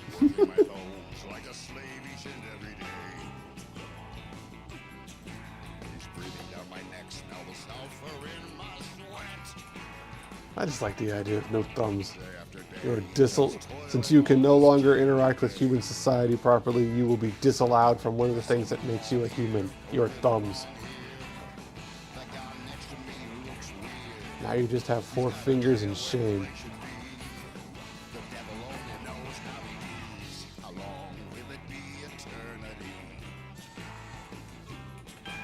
That pink-haired character is from Fate, by the way. Isn't that the one that's like trans or whatever? I see it in like Yep. trans memes. Mm-hmm. I don't know if they're trans or they're an otomoko. Like, I hate to like be like, oh yeah, that's a trans character, but you never really know with anime. They could just be someone who enjoys wearing women's clothes. They could be actually trans. They're just a femboy. Okay. They are like a historical I'm figure. friendly. That historical figure is definitely a male, but they are in. Well, so was like the bunch of them. Yeah, but they are in that kind of body, and they do sometimes use it to like fuck with people. They're basically the Loki of that show. They know what they are. They're there to fuck with people. Yeah, you never know with anime. Mm-hmm. Someone will be like, oh boy, a trans character, and then it's not a trans character. Nope. Nope, and that one, they're just a little gremlin. They're really more like that. Remember that one where the one was at the all-girls school, and they had to like swap with their sister? Maria Holic. Yep. They're really more like that. They are just a shitter.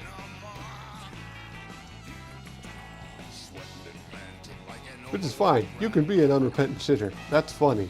But like, yeah, they're not really like a trans character.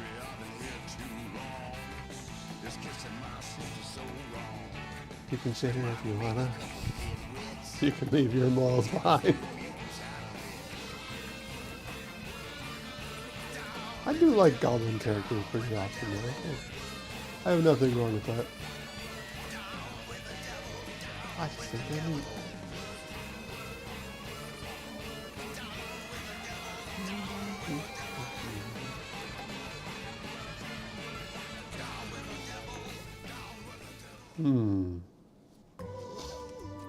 I have not. What is that? Game? Sounds like.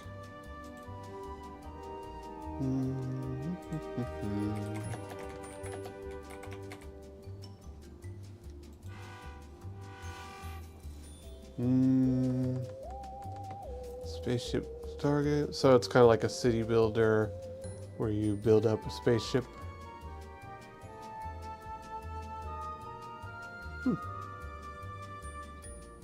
A little bit catchy, a lot of it mediocre. Yeah, it looks mostly positive and stuff. It does look very complicated as far as city builders go. That looks pretty, like, there's a lot going on there. Seems fine though. Probably not necessarily my type of game. That looks a lot, well, like Factorio or like those kind of games. But yeah, no, it looks fine. Mostly positive, so it's got good reviews. Mostly. Yeah, sitting there at 75. That's better than a lot of things, especially. So you know it's not a scam. Yeah.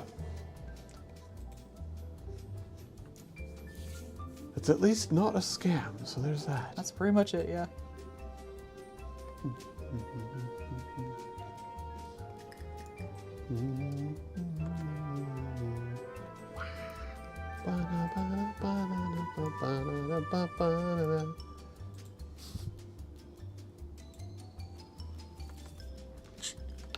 Yeah, I never really got into FTL either.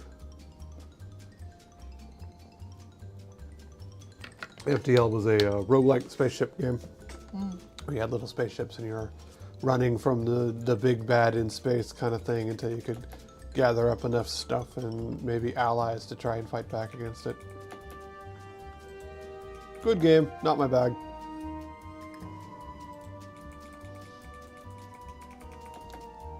There are a lot of times where it's just like, I recognize it as a very good game, and it is very well made for what it is. It's just not the kind of thing that I would play. I think games do that more than any other piece of media, because you have to really invest in the game. Mm-hmm. You have to, one, be able to play it, and two, you have to like invest the time sometimes. Sometimes it's a lot of time. Yeah. You know, some games are really complex and really deep, and they don't really like, they'll suck you in but not really get to the height of their like goodness until, you know, a few hours in, but that means that you spent a few hours to get there. And I'm not one of those people that's like, oh, you gotta play, you know, 50 hours in this before you can say whether it's good or not. No, you can say immediately whether or not it's good for you. I have other games to play. Mm-hmm. And that is a perfectly fine statement to say. To just say, this is not a game for me, is okay. There's nothing wrong with that, and like, we need to get that shit like tamped down on. Because so many people take this as some kind of personal attack to say that this is not a game for me. That is an okay thing to say. You might not like Mario Kart. Who cares? I don't really like Mario Kart. Like, that is fine. You're not saying that Mario Kart sucks and it's bad for playing it. You're just saying, I don't like Mario Kart. I think some people take it way too seriously. Yeah, Same with Smash. Mm-hmm. Like, I'm never gonna get good at Street Fighter. Not my bag. But I'm not gonna sit there and be like, oh, you like Street Fighter? What a fucking loser. Oh, I can't play any fighting games at all. Despite your love of Skullgirls. Yeah, I tried for Skullgirls, man. Mm-hmm. I tried so hard. God, so I couldn't pass the tutorial. That's how bad I was. The shit's too confusing. I'm sorry. Like, even in the so in the newest Street Fighter, it actually has like not baby mode, but like modernized controls to where like it makes it a lot easier to do some of the combos and attack inputs and stuff like that. And like, it objectively says like, yeah, you can even use this against other player, like you can use this mode against other people, but they have shown that you are statistically gonna have like 15 to 20% less damage than other players, just because like you have not learned a lot of the mechanics as well as they have and stuff like that. So you are at a disadvantage by using the easier mode compared to someone else who has played and got good. Easy mode though. But it makes it so that you can play the game. I'm sorry, I can't play these fucking games. They're too hard, man. And for a lot of people, that barrier to entry, just not being able to play the game and start, means that they'll never get good, they'll never enjoy that game, and you will never have more people playing this. And if all you ever have is the same people who've played it before, there's always going to be people that are way better than you, and there's always going to be people who stop playing. And then eventually you're going to run out of people, because nothing is forever. So you need to assume that you're gonna get new people, because people die, for fuck's sake. Like, at the base level, people get old. So you gotta have at least some assumption that you're going to get new people playing your game, and that's okay. That's a good thing. So if the experience of getting into a game as a new person is so fucking miserable that you never play the game again, you made a bad game. Just right to your face. That's a bad game. And like right now with that one game, High Guard, like there are a bunch of people making a bunch of excuses about like, oh, it did really poorly. We got a death sentence because this one guy recommended it during the game show thing and blah blah blah. But when you really get to it, what happened was they didn't make the game for anybody to play. I know Paul played Bloody Roar. I did. Wow, that's surprisingly hard to say. Bloody Roar? Yeah, it is. Bloody Roar. Bloody Roar. What it was? There's a bunny in there. Yeah, he likes the bunny. I like a lot of the characters. I like a lot of fighting games. Like I'll watch all the moves and I'll watch their aesthetics and stuff like that, because the aesthetics are great. That's one thing that makes me sad I can't play them, is they have to express the characters without a lot of dialogue. Yeah. So a lot of the movement and animation is really good. Like, it's very character specific things Yeah. like what's the one with the guy with the bag over his head? I like that one. I like that guy. Oh, Guilty Gear, yeah. Yeah, Guilty Gear is like their shit's like gorgeous. Yeah, that's in Bloody Roar. Like there is so much of that with like a lot of characters, the way they move, how they react to stuff. There's the one guy who's the wolf, and he's just like a scruffy loader type. And so like you can see he's clenched up. He's really like into the thing. He's not like very expressive. He's very straight faced and stuff like that. Whereas like the Bat Lady is very like, she's supposed to be the femme fatale kind of thing, right? She manipulates men and then literally drains them dry because she's a vampire bat. And so like she has like distracting moves. One of the things where she will actually do is just straight up step on you. She will stomp on Okay. you and like stomp her heel into you and do a little turn on you. Okay. So like Powerful Lady will objectively step on you. So yeah. I mean, I really like the Darkstalkers animations too. Mm-hmm. I like the character designs. That one I could see being on my alley. Skullgirls, of course, I love the character designs. Like I Peacock, I still have a poster of her up on my wall. I actually there's two tigers in Bloody Roar because they know each other, and the one tiger is like he's the glasses up type nerd guy, Hot. and so he's like the super serial uptight one, and then the other tiger is like the shitter who's like fallen because he chooses power and things like that. So he's much more like raggedy and loose in how he does his moves and things like that. And so they have a lot of the characterization, especially when you compare the two. A lot of the characterization is all about how their moves look, how they move and things like that, and it's all expressed that way. So you learn a lot about them just by looking at them. Like the fucking chameleon. That guy's a goddamn weirdo, and you can tell it immediately. He's a fucking weirdo. He's the kind of guy that, you know, the joke with like the hello HR? You would do that to him on sight. Yeah. There was a Cult of the Lamb meme where it was that meme and it was like all of these war criminals and then it was like the Starfish Midas. It was like, hello HR. Yeah, good. Fuck that It's guy. like, oh, I killed your entire race. Oh, I tried to rot the world. Oh, I wanted you to sacrifice yourself. I also wanted you to sacrifice yourself. Oh, you guys are so great. I'm going to take some money. Die. Again, Cult of the Lamb is not about who your favorite character is or who's good or bad. It's about who's your favorite war criminal. Yeah. All of them. All of them are your favorite war criminals. I like that about it, though. I've always loved, like, at the very least, morally gray characters. Mm-hmm. And I've always preferred when, actually problematic-ass characters are personified better. I don't like it when it's just like, I am Eva! Yeah.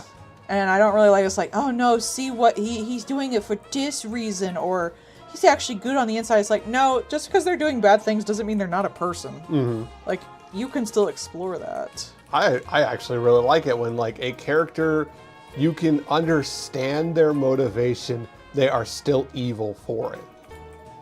Like they are objectively doing a bad thing. I watched the thing about Pathologic about the guy who like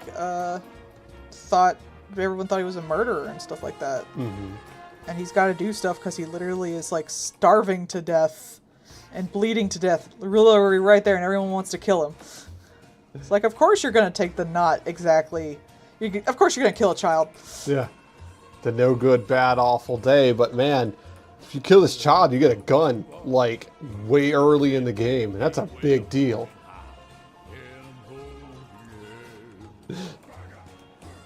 They allow you to kill a child in this game. Take notes, Fallout. I think that's fine. I 'cause know. When people kill children in games, like some people turn it into gross stuff. Yeah, some people get really weird. Like, that's perfectly fine. Like, it is a running joke that you can't kill children in Bethesda games, Yeah. but like, you can kill exactly one child. You had to wait until the entire next game to do it. Actually, it's the game after the next game. Because it's Fallout 3 and he's in 4. There's New Vegas in between them. Oh yeah, that's right. That's funny. Takes 2 games before you can kill the first child. It's worth Then it. you can fuck him. If you want. I suppose. I thought McCready was very popular. I liked him as a character. There's some people who were like real down bad for him. It was like, there's like Hancock and fucking Nick right now, okay? Like, why would I care? Why would I be like hot for McCready? Man, some people are always going to pick vanilla. Like this. They're the kind of people who date Preston Garvey. Actually, they probably would date McCready because McCready's like that bad boy because he's doing gunner shit. You're going to go in there and you're going to get the spice for your meal and it's flour. Bro is just basic. You got all these monsters to pick from. Both human and actually monstrous. Yeah, sorry, Nick's got me. Sometimes I would just watch that man talk. His character design is so fucking good. I think it's the best the like series has done character-wise. Yeah. Not necessarily writing-wise. I think actually his writing itself is not bad. It's the story they put him around was kind of crap. Like I was talking about that when I was playing it. How like the guy shouldn't have been a ghoul. Yeah. He should have been like a robot or a brain in a jar or something like that. He should have been something that also wasn't necessarily human. Yeah, just in a different way. I also think he should have been kind of suffering this whole time, because then you could look at, you know, the contrast between how Nick has kind of like gotten everything together, but this guy's still like suffering. Mm-hmm. Like that would have been really interesting, but no, they just like made him a ghoul, and he's been fine in a hole with no bathroom for 200 years, I guess. Yeah. Like that's fucking stupid. Doesn't examine like what it means to be human or anything, really. Yep. No, I just... I don't know, maybe he cloned himself a bunch of times, like anything. Maybe that was the point of the Gary Vault, was he was just trying to live forever by cloning himself. Like, Well, Gary didn't clone himself. They cloned the guy to make Gary. Mm-hmm. There were non-Garys making Garys. the Garys took over. There's nothing but Garys. It kind Gary. of stuck. In their defense, Gary. Gary.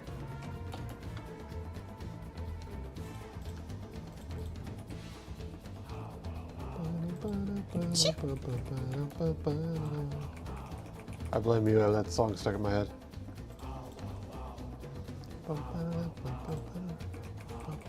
Don't blame me, blame Tetsuo. Tetris.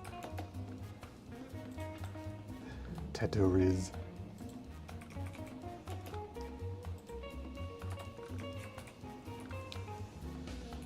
Girl got that Tetris. No, she don't.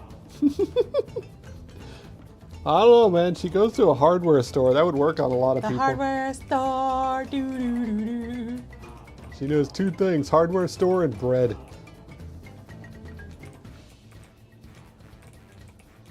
And tragic lesbian romance. People are big on that doomed Yuri these days.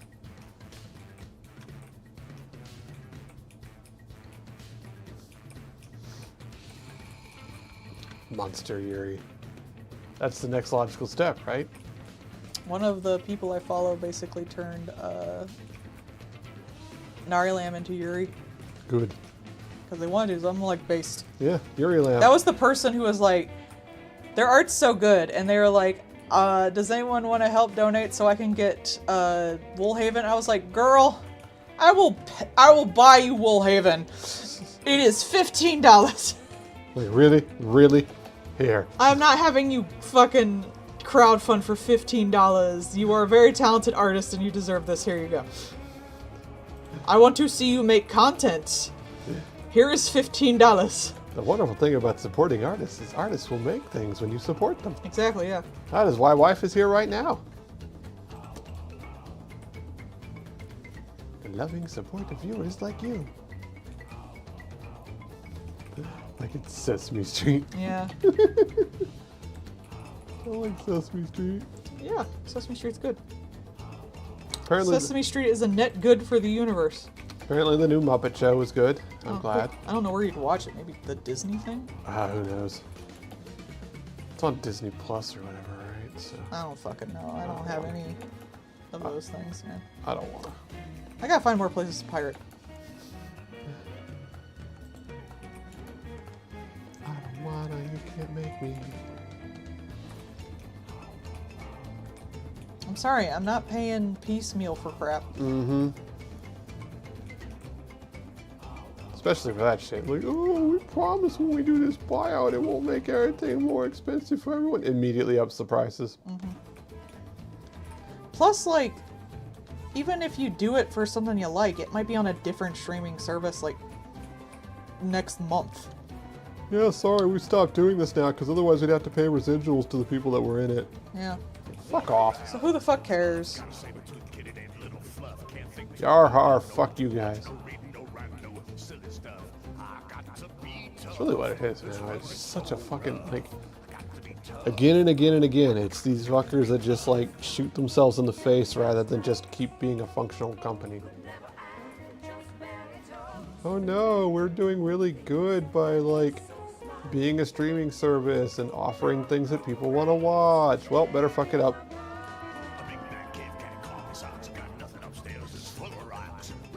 A couple of them have been like, yeah, no, we're gonna make you watch ads now, so you're paying us to still have ads. I ain't paying and getting ads. Yeah, fucking die. Like, that was supposed to be the whole fucking point. Oh, see, you could get a streaming service, and now you don't have ads because you're paying for it. That's what cable used to be. Yeah. Aren't you tired of watching ads on cable, the thing that you pay for to watch stuff? Now you can pay us to watch stuff. So you're just cable now, but worse. Yeah. Because you have a limited library now, where at least on cable I could just sit there flipping channels. You're objectively worse than cable. And they want to put those A ads in the things where it just inserts it into the video. Yeah, fuck off. The Gabe Cube. I mean, like, that... The thing is, most of what they've been doing is just succeeding by not doing stupid shit. They literally just sit there and watch the other people go, oh, what if we fucking, like, light ourselves on fire in front of everybody? And they're like, huh. So we're not going to do that. We're just gotta keep doing our things. Like, if one of your founding principles is everyone's pirating because you guys have such a lousy-ass service, which is true. Like, yeah, if your stuff is just straight ass, I'm going to get it somewhere else. If you make it easy and convenient, then now you've got Apple Music. I don't even think Steam actually, like, I don't think they pay people to get their stuff on there. It's just a good place to put your shit because people will find it. Mm-hmm. I mean, it is the big place to be. Yeah, they take a percentage and you get the rest. Like, they don't have to necessarily pay to get shit on there. People want to be there. Mm-hmm.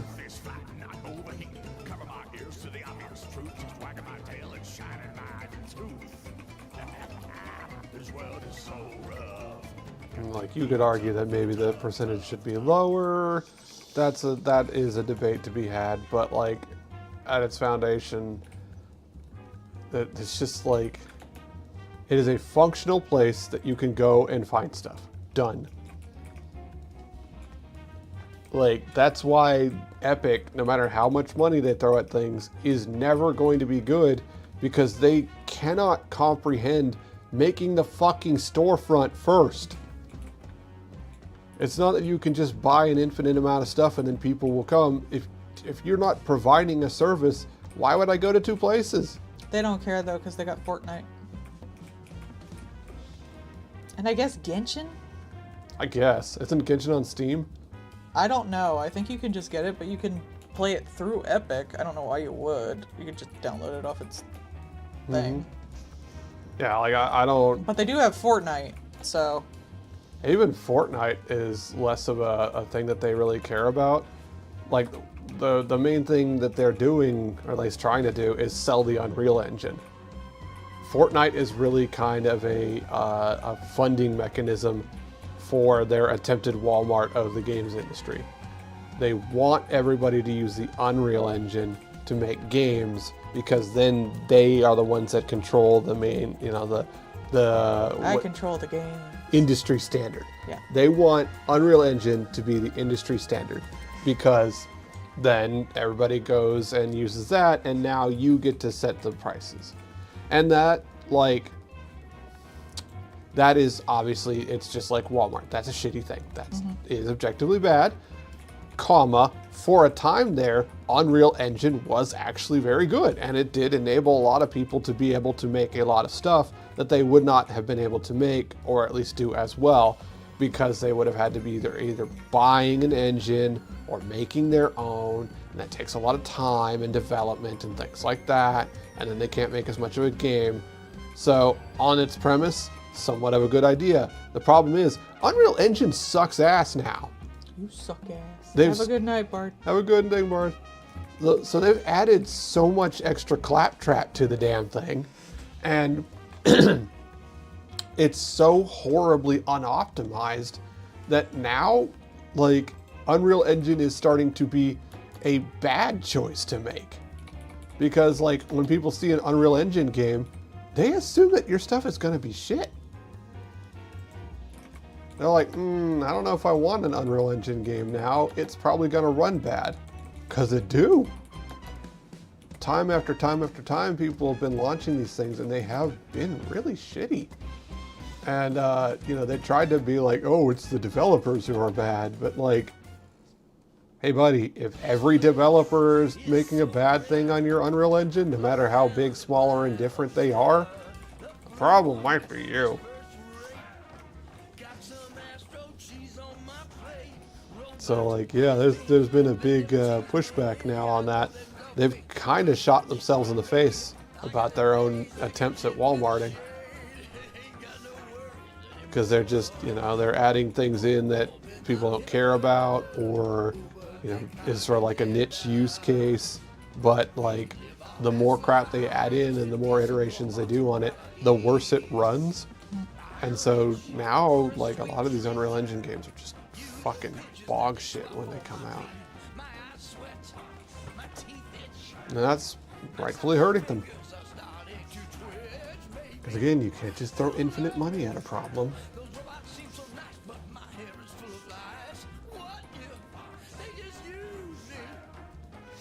Despite Tencent's desire to the contrary.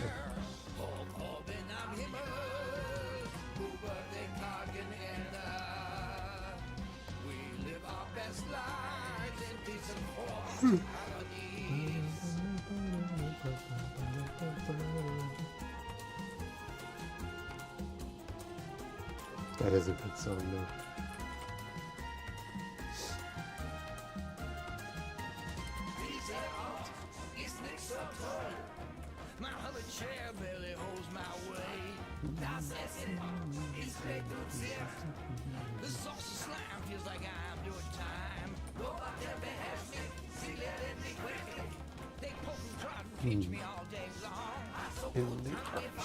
Let's see. Yeah, one of the things that they wanted to do was start using Unreal Engine for like movie development and stuff.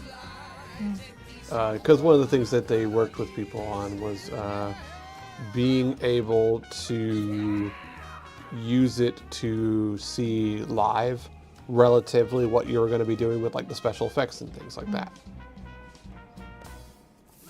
And like that is a good idea. That is a really cool thing to be able to do with it. Yeah, but again, like it's a really cool thing and a really good idea, and done entirely with malicious intent, which is the bummer. Yes, I was looking at the thing that Bart posted. Literally went to do one thing, Idjit. You forgot. Let's see.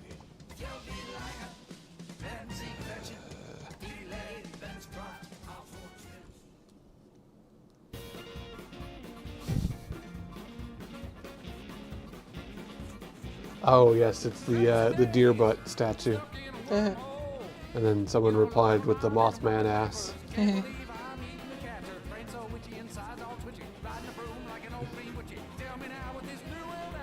A rule that statues have to have nice butts? Yes. If you're going to make a statue, you should give it a good If ass. you do something in the round, it's gotta have a round. That just makes sense. If you're gonna make something permanent, you should make it nice.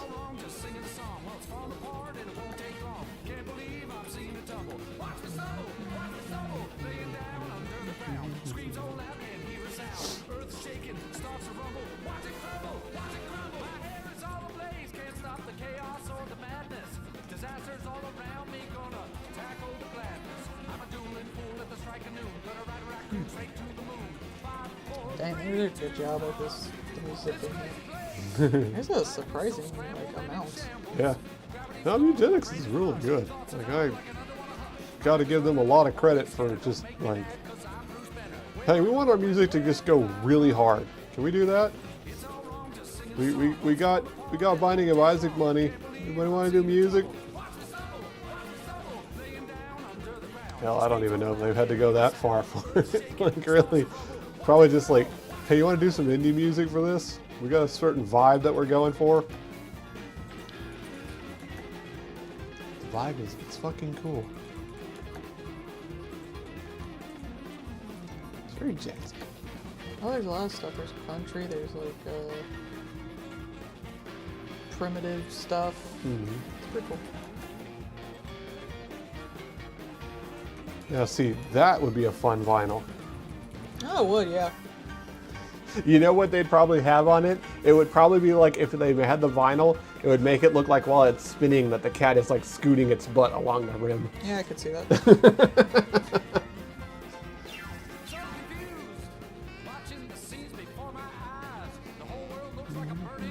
But every song, they really are like going ham. I appreciate that. Yeah, no. They made choices and they're happy with those choices.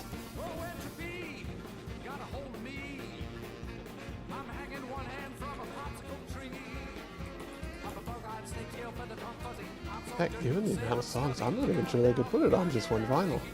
Come to think of it. Sometimes they give multi-vinyls. Yeah, true. I think it'd probably have to be a 2-pack.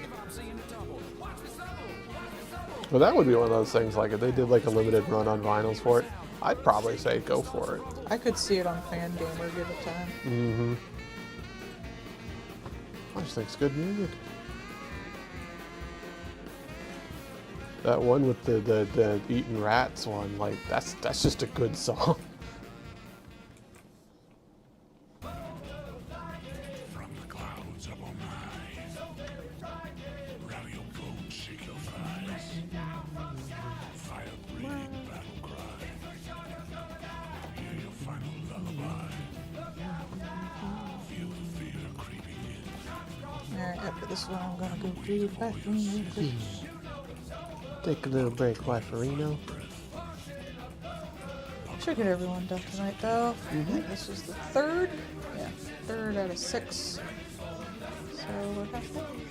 Oh, blizzard out of bed.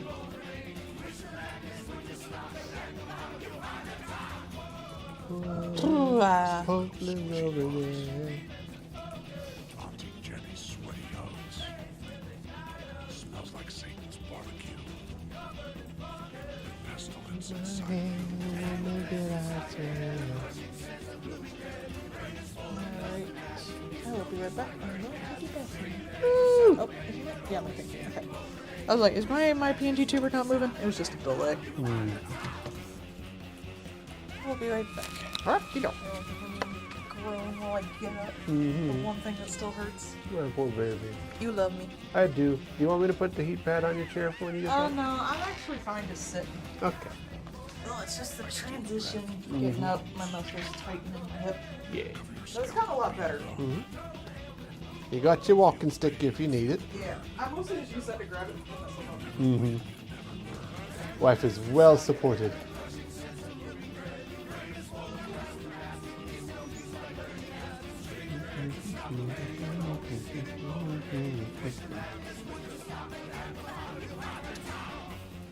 By and large, she's doing much better.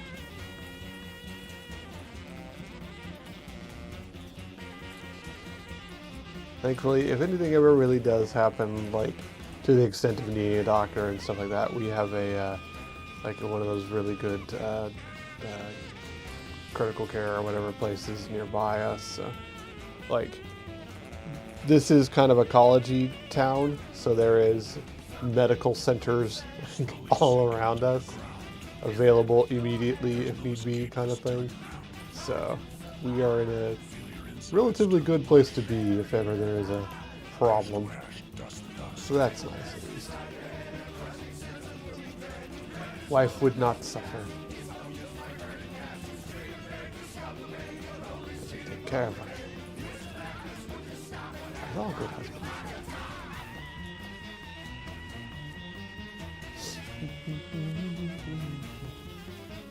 Or it says that's not the cute I dropped off. I don't know. I saw the deer statue.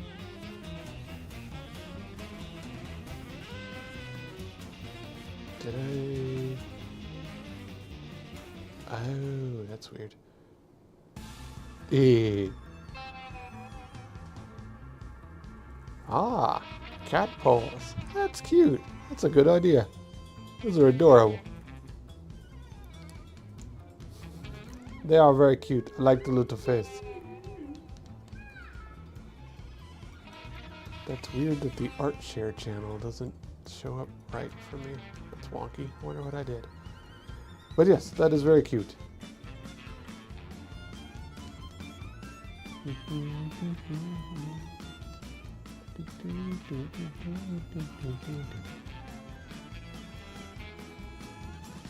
Little criatures.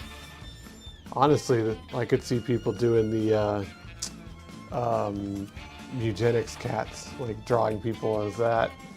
Just really fucking weird, flash, derp-ass cats now. I could see that being the next year character, like this kind of one. I just think they're neat. I'm honestly surprised no one's done like a, what's it called? Pie crew. Since you just, like, it's just interchangeable parts. You should be able to do a kitty pie crew from eugenics. I wouldn't put it past them. Huh? It's pi! Like 3.14. It's a 3.14! I think it's pie crew.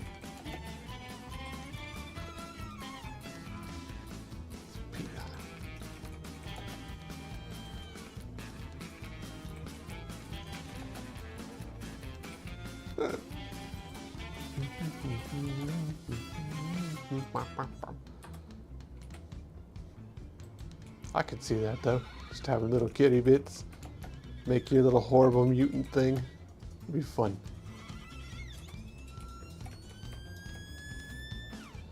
It's your Mew-bomination.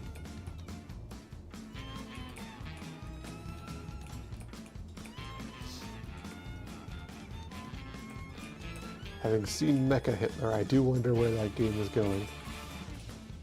I'm curious to know the ending, even if it's not a game that I would play. Just for... It makes a Terminator reference. It's pretty funny.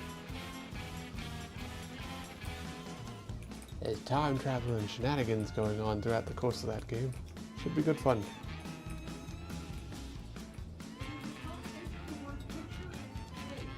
Wah! Bleh. Okay. I still think it's pie, like P-I. What's the other one that I say weird? Yeah. Because it's .io.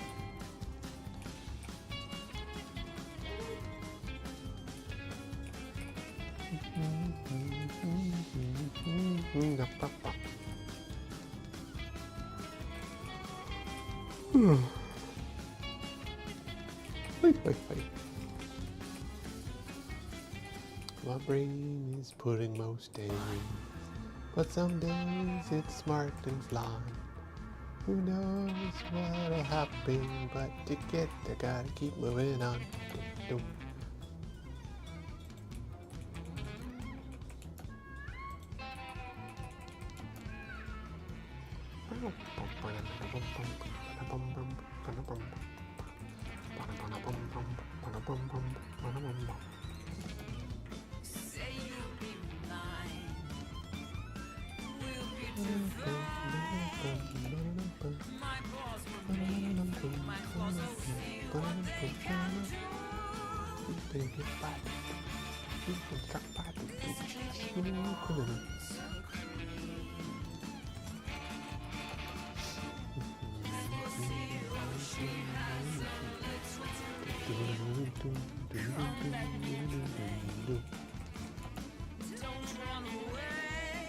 okay.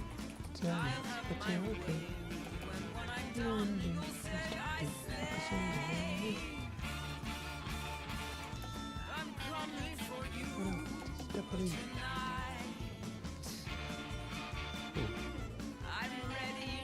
When we came home, there was many police and fire departments. Even from the apartment complex. Very weird. We had no idea what was going on.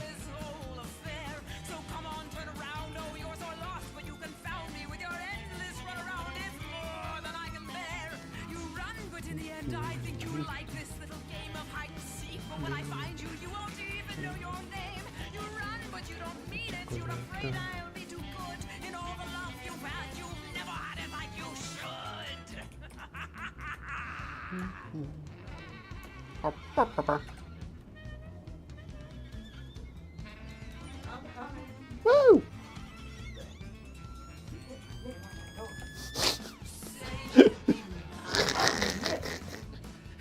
I'm sorry your nipple is so glorious and It's easily probably hit on because doors. like my gait is off because of my side, and I'm like leaning more towards the right. I keep hitting my right nipple on the bathroom door. Oh my god. Nipple Kill too me powerful. now. Ugh. I am back. Woo! At what cost? More art. I probably missed a bunch of good songs. Probably. That's probably the cost. Alright. Okie dokie. Okay. Onkala.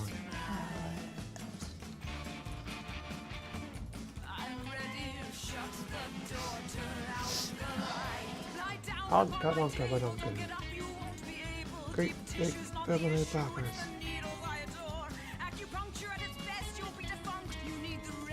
I think I have a good reference for something like this. Ooh. Yeah, damn, they tried really hard for this music. I'm impressed. Just the music for me. They just try so hard. How It's you gonna impressive. How you gonna have an indie game without a banging soundtrack? Oh, Julius is playing Inscription. Oh. I love Inscription. I replayed it recently. Mm-hmm. It really is funny that like some of the best stuff there is just the roguelike card game. Like they didn't have to go as hard for the card game given that they wanted to get you to the other parts of the games, but like Yeah, the only thing that made me a little upset was that you couldn't play some of the others card games as long. Like, I really would like to have played the Death one more. yeah. The Wizard one, not so much. Fuck that one. I found that fucking annoying. Yeah, that was like late stage Yu-Gi-Oh! There was like too much extra shit just for extra shit's sake. You could play it in the Game Boy-ish world. Though his little minions were the best. Yeah. That's the Sensation Wizard, right? The Sensation Wizard and the like guy who's just slime. Hey. Bro, it's just slime. He's just slime and he don't mean nothing by it. He's just slime. I also like the dynamic of all the characters. Sort of fighting each other, more or less. Mm-hmm. It's prototype for Cult of the Lamb where the gods are battling. Mm-hmm. You can tell that they really just don't like working with each other, too. Yeah. Doomed to eternity working with these fuck asses. Well, they had to work with each other to get out, basically. We gotta be here to seal this thing, but also, god damn, I hate this guy.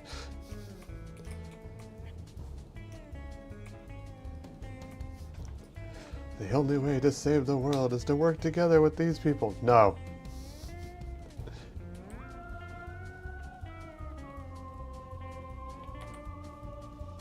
But it means the end of the world. I do not care. Then end it. Actually, they did. That's the end of the game. You Yeah. destroy the game world. Literally a then perish.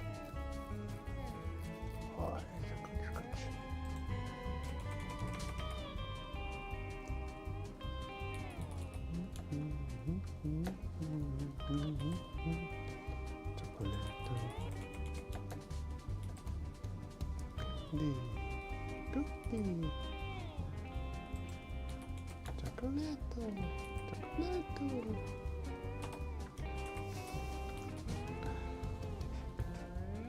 I have that song stuck in my head too. I'm sorry, this is probably pretty boring right now. I'm looking at references. Oh, you're fine. I know how the game works. Well, I mean, for the viewers. Oh, yeah. Not you. You don't Think I care about your me. ass? No.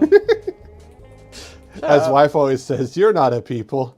Yeah, you have to put up with me.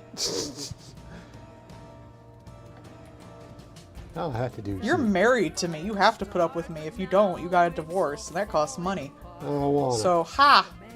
it. Illegal. How dare. So shut up and put up with me. Shut up and put up with me. Exactly, yeah. Why don't you Bitch. shut up and put up with me? Shut up and put up with me. I don't That's put how up marriage with you. works. You have to put up with me, or you divorce. I don't put up with you. I enjoy our time together. Shut up and put up with me. Oh, I'm not allowed to enjoy you? No. Then it's gay, bro. Oh, I mean, I am pan.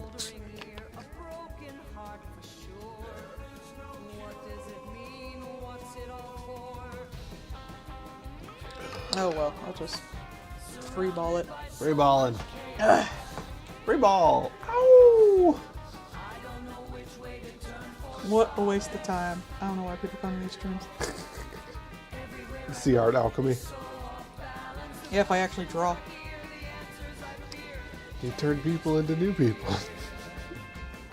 That's what art is, right? Sure.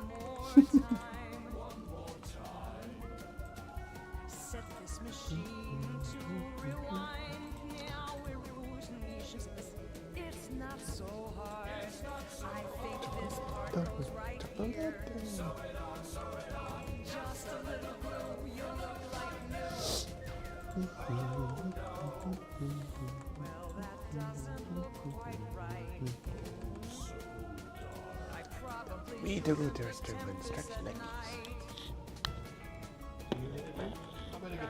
Okay. Doing my managerial duties. Thank you. Supporting my best employee. You're my employee. Well, I'm the manager, right? Isn't the manager the employee of the person? You know, honestly, like when it comes to this kind of stuff, yeah. Like a manager in like traditional business employs the other people. But in like entertainment. Yeah, like entertainment, streaming. Like Yeah. stuff, they're really more like a contractor that you hire to like do the support stuff. Yeah, you're someone's manager. Like, you might work for the company that they work for, then maybe, but like, you serve me, bitch. Yeah. A manager in the like entertainment kind of stuff is just like a support unit. They're like, I wouldn't say like a fancy secretary because that does denigrate assistant. I forget how small these dudes are.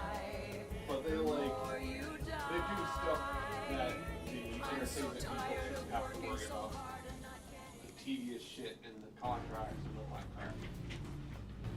That's not what you get.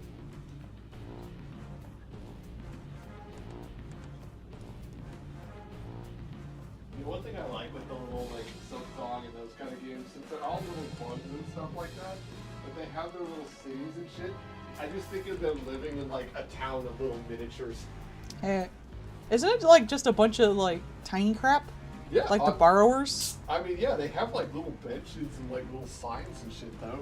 Like they do have like infrastructure. Like, she fights with a sewing needle, doesn't she? Yeah, Yeah, like it's like the borrowers. They make their little things out of garbage. but they have like little there are full-on little benches and little lights and things. So like, it also seems like they're just stealing from like a local Hobby Lobby. All this shit is happening, and they're all like a inch tall. The entirety of their world is like a Walmart parking lot. You just maybe. step on it, and it all explodes.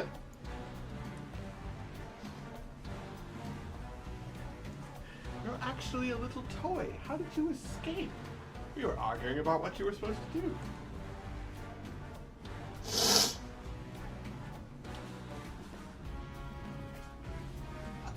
I really gotta see a review of Pathologic 3. I really would love like a good video essay about it so I'd know what the fuck's going on in it.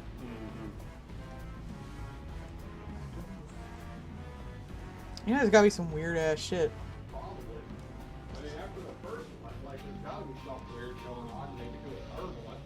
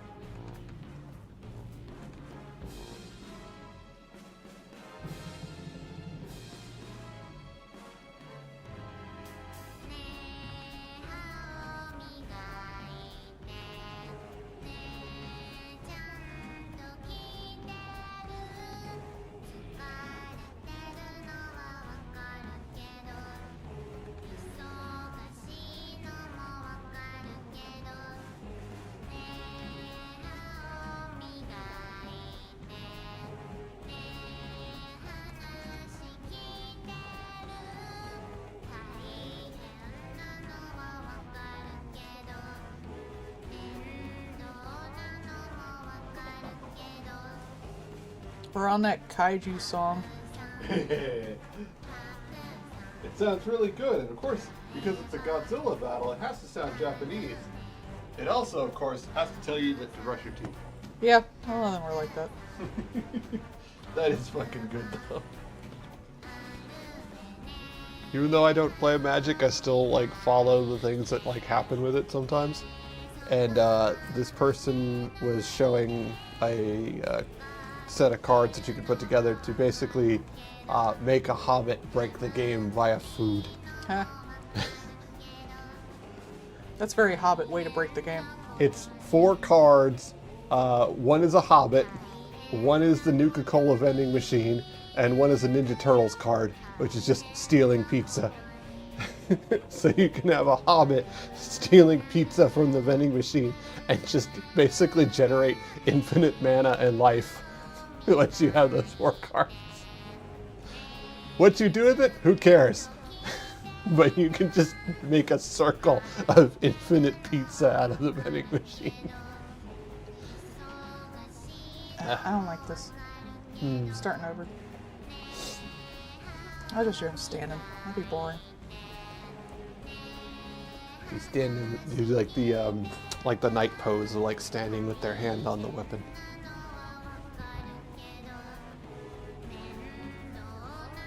Like he's a cool guardsman protecting a place.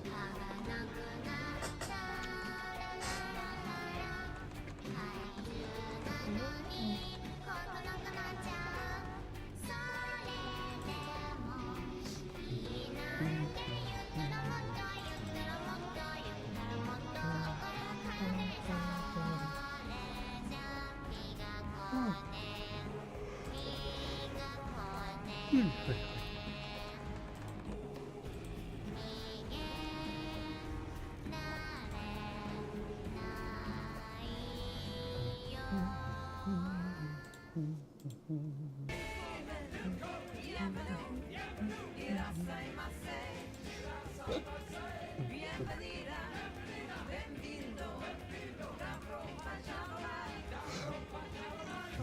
to the end, to the bitter dregs, the crack of doom.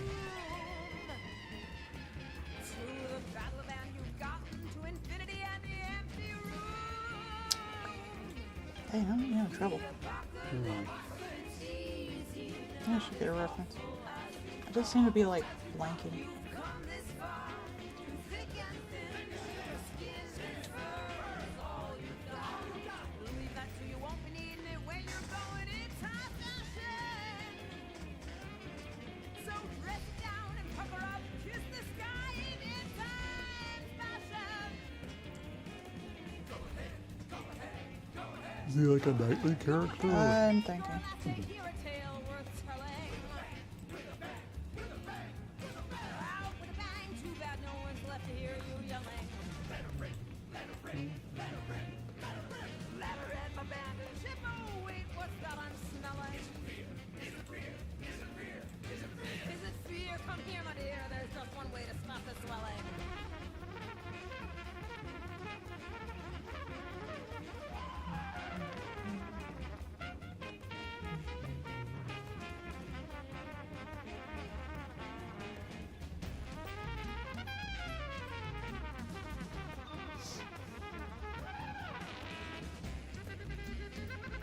Yeah, that'll work.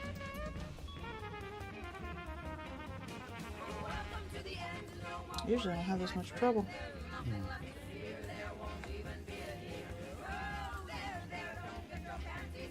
Which one was Litleo? Leo's the lion, right? Pull up. Where nothing is a nil entwined. Release yourself from all this horror. Short. Give up now, erase tomorrow. Sink into the nothing of a vast and rapid void. I don't want it to be smaller, you stupid piece of shit. There you go. Yeah, it's the lion cub one. I don't think I've done that one yet then. Oh, Lieutenant Leo. I was. Oh, I was about to say. I thought the lit Leo like the Pokemon. I'm sorry. It's as bleak as you imagined, only more so, I mean less. My brain went to weird places on that one. Ah, da, da, da, da. Bit of nothing all at once. Loosen up your grip on this world you love to hate. Release yourself from consternation. It's your final fate. Nothing more to say or do.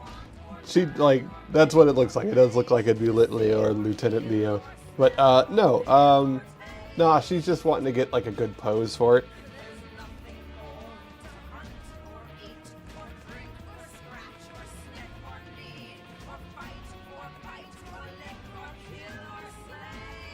I feel like since the mask is supposed to be like foxy, it should be like one of those kitsune masks.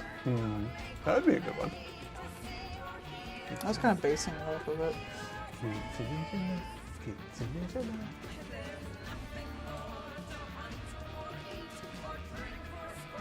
That's just neat. I do like this mask.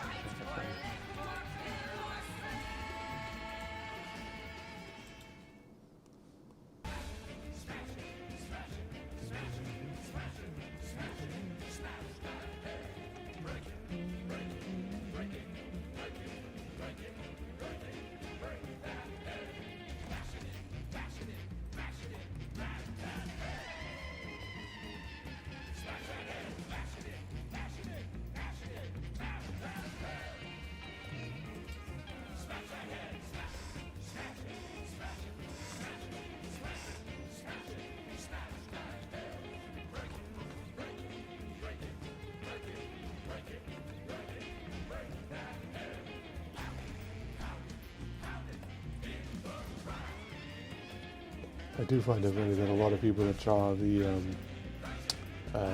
Silk Song, they always draw her like super short compared to all the other giant ladies in the game.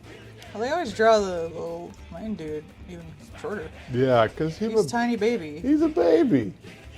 He's a tiny baby. There we go. That looks okay. I have some real trouble working my brain around things. I'm tired. A little bit. It's a muscle that's having to be worked out again. Yeah. I've been drawing mostly with the mouse. Mm-hmm. I've been planning new things too. I've been working from already made things, so that actually makes extra sense. It's my brain art muscles. Mm-hmm. Had to do art calisthenics. I mean, you are supposed to do warm-ups. Mm-hmm. Never really, like, I'll do sometimes. Like, I'll do little smaller projects at the start. Mm-hmm. But I don't really, like, do dedicated warm-ups. You think those like one-a-day art things would be like that kind of thing? I think I'd stress too much about it. It'd have to be, like, extremely simple and pre-done. Yeah. Like, I would have to, like, do a still life of something every day or something like that. Mm-hmm. Like, draw a duck or draw an apple or something. Draw bread. But I mean, I could see that. Just get like a random noun generator Mm-hmm. or something. That'd be interesting. Yeah. Today is horse. I should do that. Today is car. I don't want to draw a car. At least one day would be a shoe or a foot. Oh, I'm bad at shoes, man. That's how you really keep artists on their toes. Make them draw toes. Some people can draw feet and shit. Mm-hmm. It's just a specifically difficult thing for me. Oh, it's for a lot of artists. Well, I mean, hands are usually hard for a lot of artists, but I feel like I can get around that. I kind of have a stylization for it. I don't really have that for feet as much, unfortunately. That's really the problem for me, is when I don't know how to stylize something more than anything else.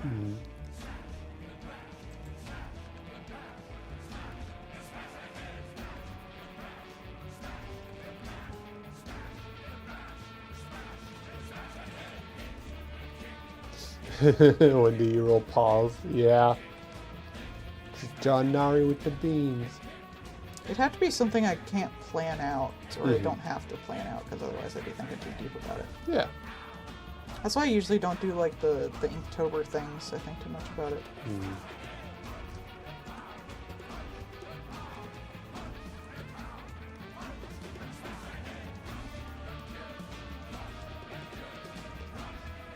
Make you do a random one-a-day thing and it'd just be something I see on the way to work. I mean, you could give me ones, or I could just do like a random Wikipedia article or something. I don't know. Yeah. Today is coffee. A snail. Is it a mind coffee? I was about to say, are these mind horses? We did that. We did the mind horse thing and it was a lot of fun.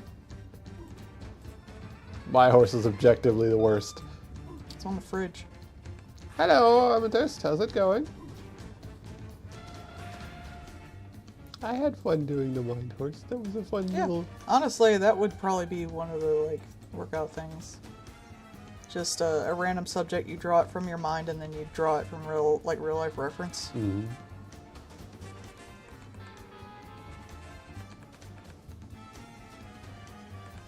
Today is a duck. Draw that duck, man. Fucking cartoon character. Oops.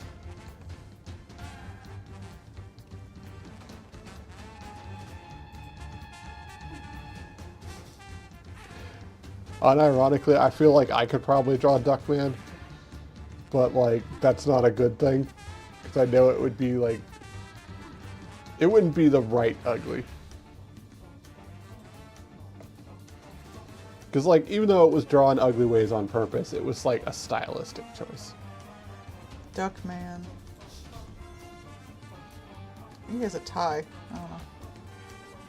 Oh, he looks horrible. You do. That's him from memory.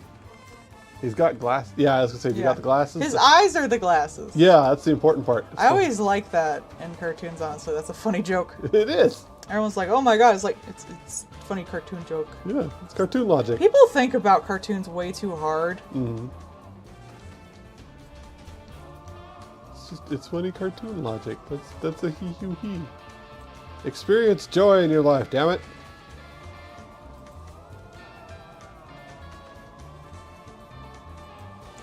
But what does this mean? It's whatever's funniest. Shut up. That's why they can only do it when it's comedic.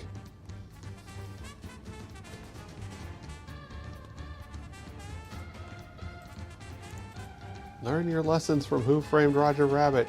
It's a good movie for a reason. It saved Disney.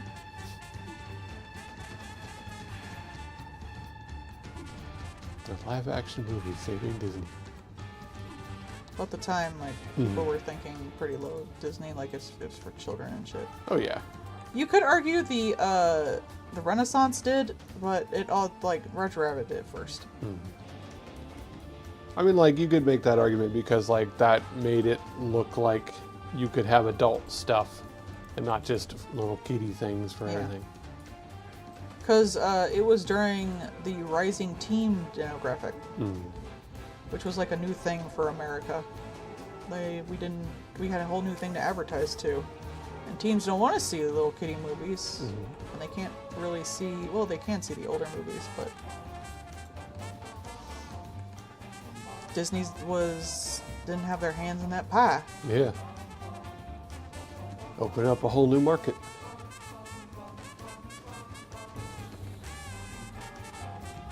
Ironically, like, I've been seeing a lot of people, like, thinking of, new markets and new ways of doing stuff. A lot of people have been really happy with the Markiplier movie.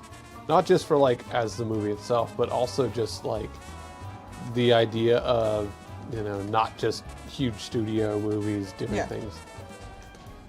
Like, having people with an idea getting to do their idea and make a thing, and even if it's not your thing, is still way more interesting than the has to be made for everybody bullshit. Well, we used to do that, but then, like, studios had to make the most expensive thing ever because people didn't go to the movies as much. We don't right now. Streaming kind of helped with that, but You have to make all the money ever. Because if you don't make back all the money, then people won't invest in your next thing. And now the next thing has to make all the money ever. And it's just an unsustainable cycle.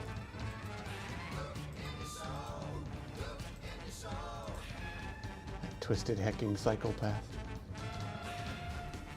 But because of your stubbornness, your unrepentant heart, you are storing up wrath against yourself for the day of God's wrath, when his righteous But judgment like, will be that's, revealed.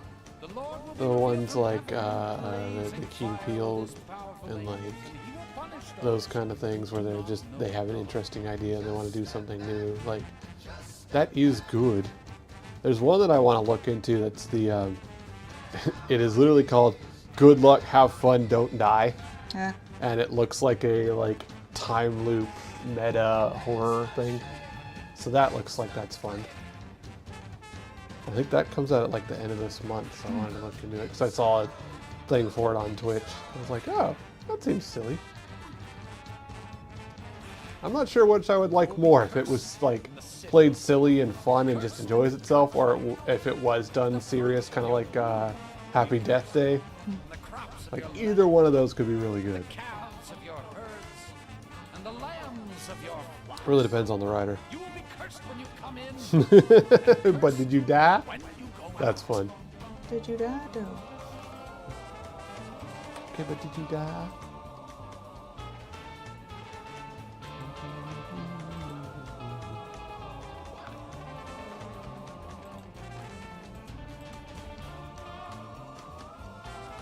We have one on ours that says this vehicle carries a disease for which there is no known cure. Yeah. Why find that? Where finds lots of things. Hopefully it will prevent people from hitting our car. I don't think the thing is it's so small. It looks like it's from the manufacturer. Yeah, it's actually kind of. It's very hard to notice actually, unless you look for it. It's almost kind of like that's actually kind of cute. It looks like the car was made that way.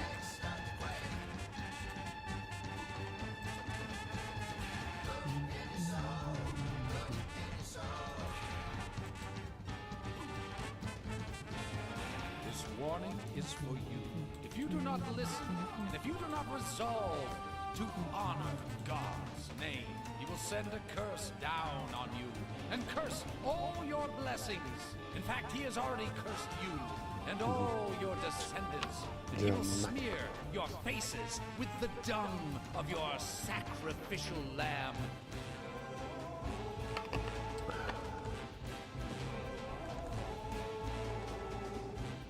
I really do like the bugs. I like that they're all just their own individual kind of jank, one way or the other. That one you watched with the two that are like a dancer boss, and then if you kill the one, the other one tries to do the dance, but it's like all fucked up because the other partner's not there. Me with you. That's some good shit, man. Why you gotta do that? You don't Make you got sad. You don't gotta wound the players for being good at your game. That's just mean. I do. But yeah, You it's could just leave. You could just stop playing. Why are you hurting people? This is your fault. Oh, you don't think they're people? Oh, I see how it is. That's why you're the bad guy in this game.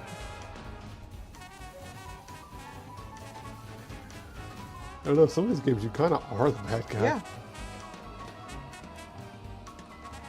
It may not be good, and it may not be like well-made place, but like at least it exists. All right. There we go. I still think of in Undertale when you're doing that walk near the castle, and you get all the fights with all the little guys that you've like done previous battles with, and they'll tell you the story of, you know, the underground, and how like he has to sacrifice 7 souls or whatever to get everyone back to the sky and stuff like that, like back to on the surface. And everyone's so excited because like the day they can finally leave is coming, and they look at you and they're like, aren't you, you know, excited? We'll be free, you know, aren't Yeah. you glad we're finally, you know, going up and stuff? But like, to say that, aren't you excited, you know, aren't you glad that we're all going to be like happy and free from this? We're gonna But fi- it's your death. yeah, we're finally gonna be loose. Aren't you glad? Yeah. Like, these are people, and if by that point, especially if you've done an entire pacifist run, like I did, your entire goal has been to help these people. And you Yeah. realize the thing you could probably do to help these people enough, this entire underground, is just for you, one person to die. Yeah. Save the entire world. Just fucking drop dead. And you think for a sec, like, maybe I should. Maybe me being here is bad. Maybe I should just, you know, die.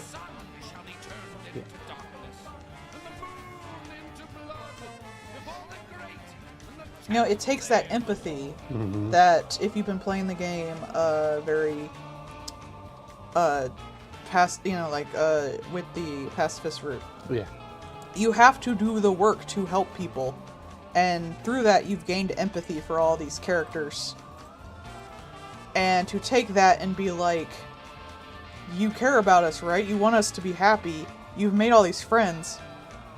Shouldn't you die The for way us? to make everyone, the whole world that you care about, that you've seen, like, you've seen these people personified, you've seen them, you know, they're people to you.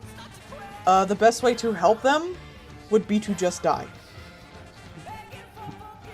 He's got to really kick you right in the junk for that one. That's good though. That's fantastic writing. Yeah, I never really hear people talking about that part.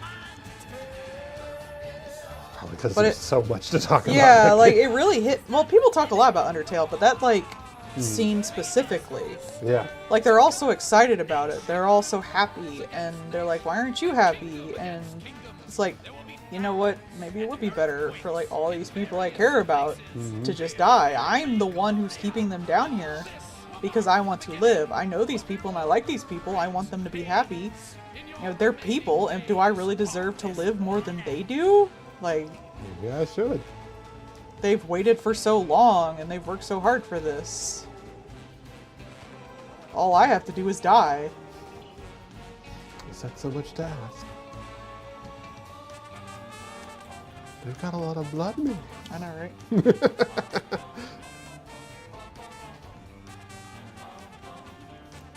Toriel's ex being like, they've got a lot of souls, Toriel.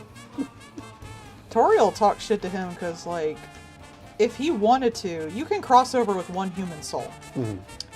But he was active enough that he would kill the humans that came down there, but he wouldn't take a human soul and go grab the other souls. So, through being, like, middle ground, he made the entire underground wait and suffer. But, he also, like, didn't go up and hurt anybody. So by being the middle ground, more people suffered than if he'd just gone up there and, like, killed 7 kids. Yeah. They could have just walked out, offed some people, took their souls back, let everybody out. It's like he doesn't want to, it's like, they're down here anyway, so I guess I gotta kill them. He doesn't want the guilt of it. And that's why she was like, fucking, like, she didn't want him to kill anybody. Yeah. Like, obvious, like, Toriel wasn't like, why aren't you killing the kids? No, but, she was like, you could have, like, if you actually had the balls to do this, you wouldn't just wait until one came down and then you had to do it. You could have just gone up and done all this all at once. All you did was kill 6 kids Yeah. and made everyone in the underground miserable. This is entirely your fault. You're kind of a loser. Loser, loser, loser, loser. Great, now I'm thinking of Toriel in that outfit. She would do that to Sans. His outfits wouldn't fit her. It'd be like when you gave me an outfit, except worse, because she's bigger than him.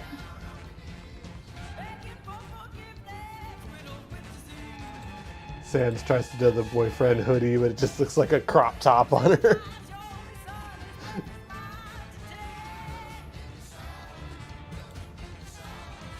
Honestly, it'd be Toriel, like Sans wearing Toriel's stuff. A day of thick darkness. I like this religious music. Ha, yeah, true. Who says it's not? I like the Dynamax form, it's funny. Especially because that one guy's animation. I like that guy's animations, those are fun.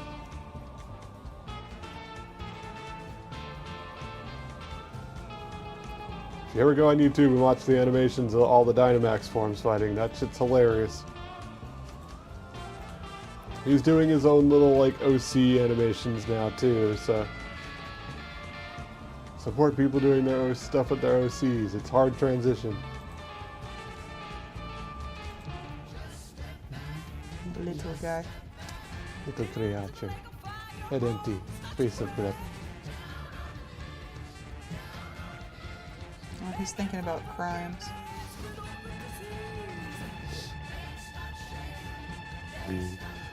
One of Nari, but he's sitting there trying to fight Owen over some hard-boiled eggs.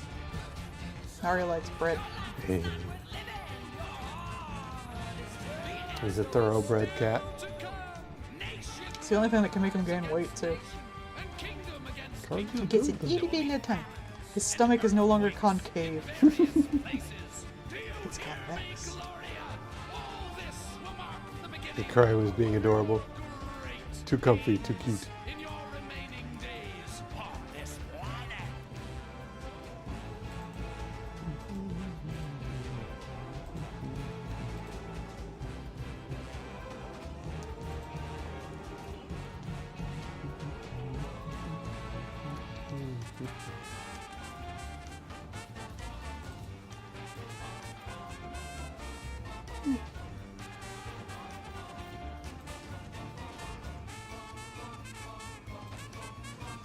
I never liked Gengar as much as everyone else does. I don't dislike him. I think a lot of his like form ults are pretty cool. Yeah. But like people love Gengar. Oh, they do. Yeah, 100. I always kind of thought like Haunter and Ghastly, I like their designs better in general. Because Gengar's just a chubby little guy. I mean, he's cute, but like he's kind of simple compared to the other two. Yeah. There's The only a other two, few Pokemon that get simpler the more he evolves. because like the base form is like spooky thing you'd see at a haunted house, and then like Haunter with the floating hands and stuff. That's really nice as far as ghost designs go. Yeah, I always like Haunter the best, I think, because like just the design is cooler. And But then Gengar is just like a round boy. he's Like, just friend shaped. I don't look at that and think like bottomless void that eats things. I think like, haha, he's a tubby little man. that's not a bad thing. Yeah. And It's then like out of all the Pokemon, like ghost Pokemon we have, that like Gengar seems to be like one of the biggest ones. Like Yeah. people are always there's always merch of him. People are always buying stuff of it. oh, super 100%. And like I know there's that theory that like he's the ghost of like a Clefairy or whatever, because like they have the same shape and stuff. Like he's the darkness of the. I think people forget back then Pokemon were stupid simple. Like that was before people really got complex with them. They look similar because they're done by the same artist. Yeah. And they could only make so many fucking sprites. I don't actually know if they made the sprites first back then. Might have been just what they could manage with it. Yeah, I think they did the art before the sprites. Because if you're limited with what you can make with sprites, you're going to be limited what you can design in the first place. I would imagine they worked in tandem somewhat. Probably wasn't just like, okay, here's a bunch of sprites, make that into art. Yeah. I mean, like with some of the stuff, it seemed like they did like a concept art first, and then like went back and forth from there. Yeah, because you had to keep these guys really simple. Yeah. They're, on, like, I don't know how the actual proportions of the Game Boy pixels, but it's small. It's very simple, and like with the original Game Boy, And you only had, like, a few shades. Like, some people didn't even have the Game Boy Color. you're lacking color and you're lacking like memory space. You're Yeah. desperate for memory space. When, I actually, like, started playing Game Boy games online, like, probably 15 years ago. And when I was looking at the Game Boy game ones, the Game Boy Advance was better, but, like, Pokemon was, like, really the only, like, one of the very few decent Game Boy games. And pretty much one of the few ones of any complexity. A lot of those games were dirt simple. Yeah, Because they had to be. they had to be. Like, what was one of the biggest ones on it to start with? Tetris. And Like, Tetris, Pokemon compared to that is kind of incredible. Tetris and Mario. Yeah. And they had to simplify Mario. Yeah. Because they couldn't just have the straight Nintendo Mario on it. It's no wonder Pokemon did so well. It was probably the best game on that system. I would argue that it is. Because like both in terms of graphics and just like how much it could do on the original Game Boy, that probably was like the limits of that thing. Like, I could probably sit down and play through, or I did play through the little, ones they put on, like, the DS a while back. Like, Pokemon's still perfectly playable these days. It's archaic in a lot of ways, but it's perfectly playable. You know, stuff like the... Whereas the other ones, I might be like, this should be like a mini game in a larger app game. You know, they had some of like the Zelda games and... The Zelda games were good. Those were the other top ones on there. And they came up later. Like, you know... So did Pokemon. As far as like... you had like Zelda, you had a couple of the Final Fantasy games. And like, you know, Great Greed, those kind of things. But those were like really simplified. They had to make them a lot more simplified than even just the Nintendo or Super Nintendo version. I think the latest one is the worst one. Yeah, I'd You agree. can just, when the next one comes out, same opinion, I'm sure. Like, they've just been trash for a good while. Yeah. You know, after the rabbit with its unique move that only that starter rabbit will have, didn't have fucking animations for it at the launch of the game, because fuck it, we'll fix it later. That was really just like... I don't care about that. I think the writing and the design has just taken a toll, and the last game was literally just one city. It's really just they're cranking them out so fast and having to try and do so much that they just flat out can't make better than that. And that's not even like ragging on the game and the developers. Like, that is a bad business decision.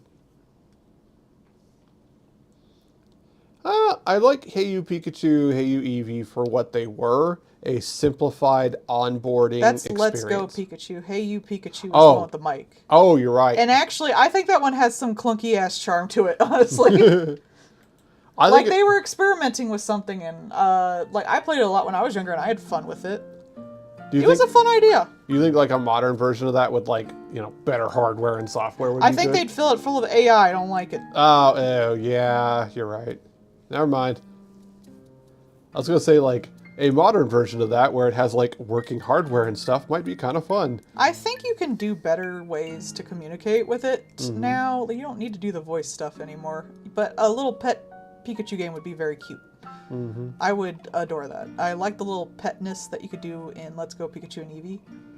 Pokemon TV was fucking weird, but also it worked. Yeah. It worked for what little it did, and it was kind of cute.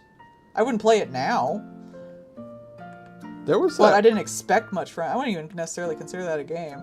There was that one thing that was on the. It also wasn't $90. Yeah, there was the one thing that was on the Wii U that we still have the little that weird little polygonal Mew, Yeah. like RFID like thing Yeah. for. What was that? I can't Pokemon even- Shuffle. Shuffle. I think you're right. I don't even remember now, but like that was just like a weird little mini game thing, and that was a lot of fun. And it also wasn't $90. It also wasn't $90. And one city. It was unfortunately on the Wii U, so it was doomed by the start. If a little Pokemon game does something small, I don't blame it. It at least did what it intended to do. Yeah, you know, people are keeping an eye out for that. The Pokemon Animal Crossing where you play the Mimic. Oh yeah, I don't know if I'll get that. I'm waiting to see basically how baby it is. Yeah. If it's too baby, I won't get it. But if it doesn't think I'm a stupid tiny baby, I could see playing it. If it doesn't treat me like I'm a toddler. Like Animal Crossing doesn't treat you like you're a stupid baby. Yeah, I guess the other thing is going to be, is it like trapped only on the Switch too? True, I ain't getting a Switch 2. Fuck that noise. Yeah, let me play the 5 games that. Yeah, but it might be like incredibly simple and handholdy and baby, and like there's other games I can play that aren't that. Yeah. All right, we're on the last one. Yeah, the real thing is going to be like, is it trapped on the Switch 2? Because if it's trapped on the Switch 2, then like, there's going to be a lot of people that'll still play it, but like for us, that's dead on arrival. Like, I'm not doing it. I refuse. yeah. And if that's the case, that's a real bummer, but like, Then I'm not playing it, yeah. Yeah. I'm not buying a whole new fucking console. I've never done that. No. And it just, the console doesn't warrant it. Like, I could get a slightly better experience for playing a Pokemon game that I don't want to play. There's the new Mario Kart, which I heard is pretty good, and the new Donkey Kong game, which is pretty good.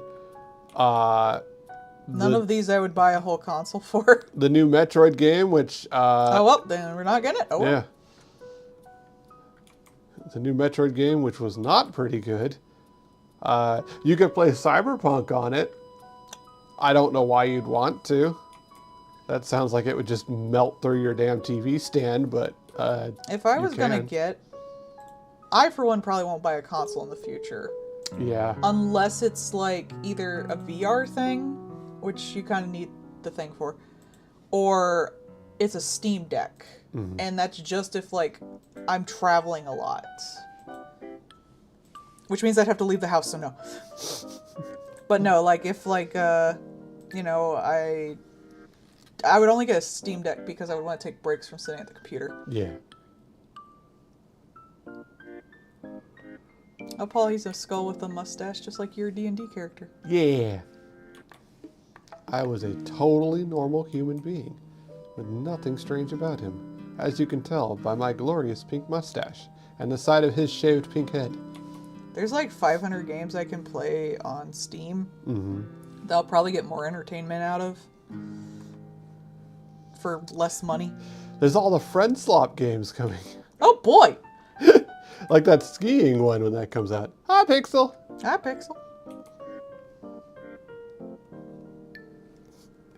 I really do, like, I understand where they're coming from calling them friend slop, because some of them are just like straight up, this is a game made for you to play with your friends that'll make it look good because you'll have clips of the silly stuff you do with Because your you'll friends. have fun together. But usually they're like But you $15 to $8. Like, who cares? But usually, like, people are saying that because they're mad about the game being a thing you play with your friends. Yeah, it's easy and stupid. Yeah. And it's like, bro, do you not have friends? I'm sorry that the thought of having friends offends you. I've never played it or watched it. I think it was... I don't know if I was a little young for it when it first came out. I watched some of But it. I know somewhat of it. And I also know the guy who worked on the music for Madoka Magica worked on the music for that. Yeah. Which one was Pixels? Did I @ Pixel? Did you? I think you added her at the end, yes. Oh, there's Pixel. Oh yeah, you just missed that one. Hang on. There it is. Whoop! There you go. He's a little gremlin. He's a little Gengar gremlin. Yeah.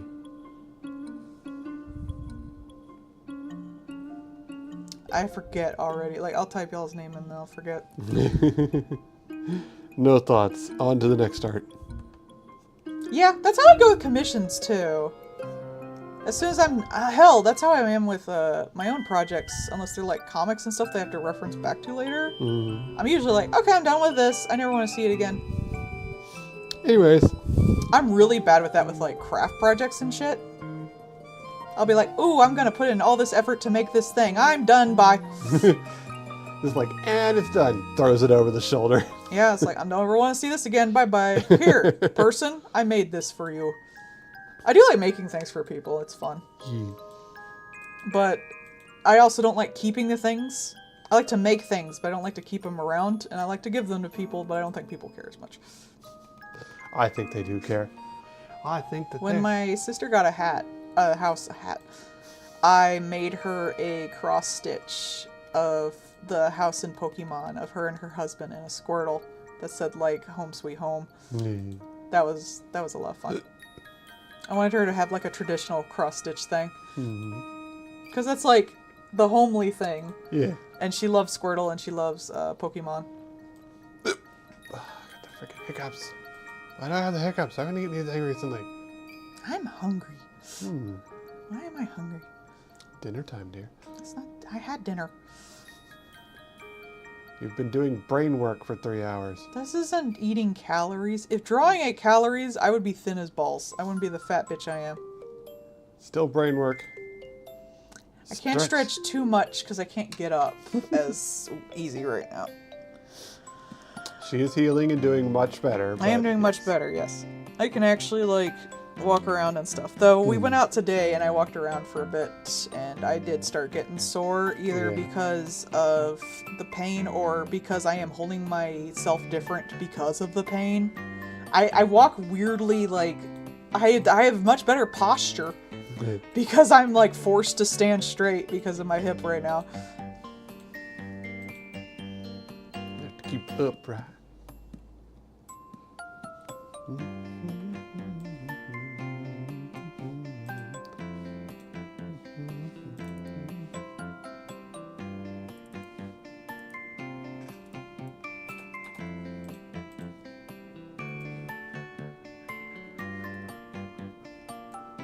I'll just draw him like a Sans character. Oh no, another AU. I know, right? 500 AUs deep. Yeah, I had one. Technically, I have one now. But I don't think anyone in the fandom likes me. Right. Wrong. Eh.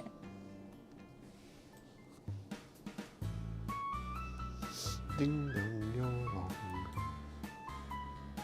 I'm not wrong, I'm the wife. I'm always right. You're the always wife. That's true. Your will be kind to yourself. Yeah, I had an Undertale AU. Mm-hmm. But right now I have a Cult of the Lamb AU that I didn't mean to make an AU. Oopsies. And then 30 comics later. Oopsies. No, I've been enjoying doing it. Yeah. Again, I'll do it even if no one cares about it. I was like, I'll do it again. You can't stop me.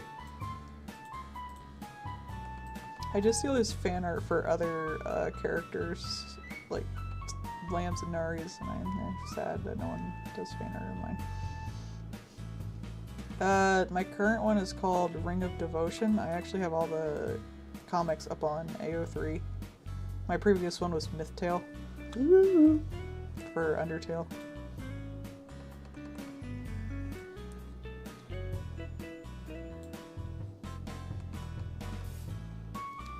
I used to keep like a master post on Tumblr, but you could apparently can only have like up to 40 links.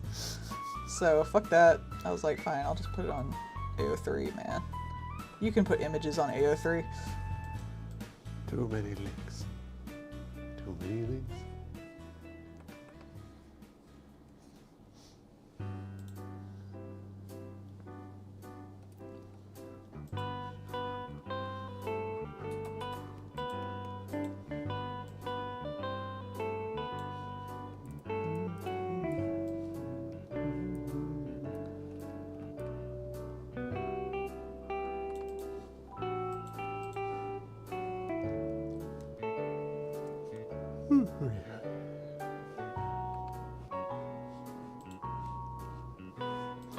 Have to draw everybody like Kids Next Door characters.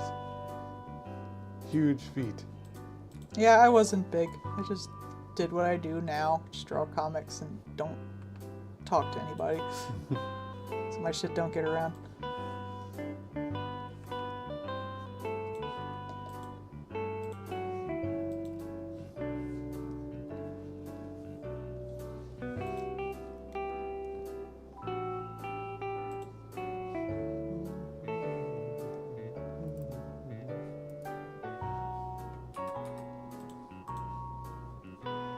Snake boy. He's but a wee creature.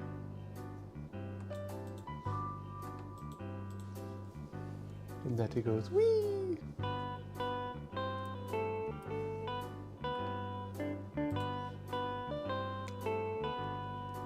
All these people having snake creatures, do they just fall asleep when it's wintertime? I think so. There's that one trait that's like they don't wake up till the winter. Is there one that's like they don't wake Yeah, up till the there's summer? one where it's like they'll sleep all summer, and there's one where they'll sleep all winter. Yeah, that'd be funny. Snake characters got hibernation.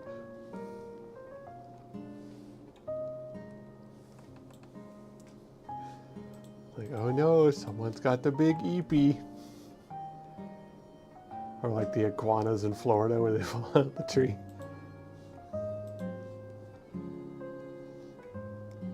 They do their best, but they fall asleep. Then you eat them. I mean, some people do. It's free meat, I suppose. Free meat. Tree meat, if you will. Tree meat.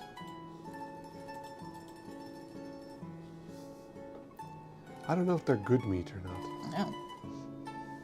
I imagine probably not. They'd be really dense, but not necessarily like good. I feel like they'd be chewy. I also had Little Nightmares AU that was Ring Finger. I also had School AU, but that was stupid. People really liked it though. Damn, was it stupid. That's half the fun. I knew it was stupid at the time. That's half the fun.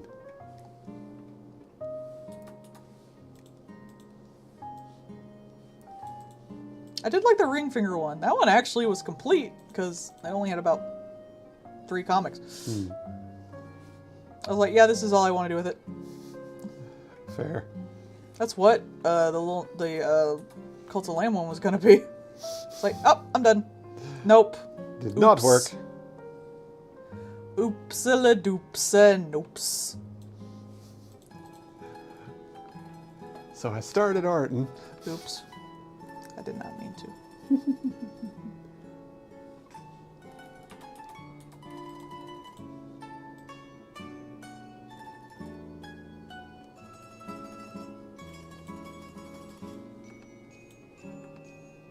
Sometimes art just happens, bro. It'd be like that.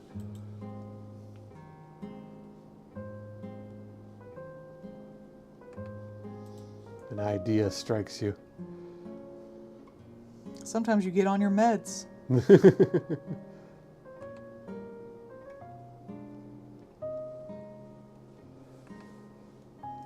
Store-bought brain chemicals are fine. It really do be like that, though.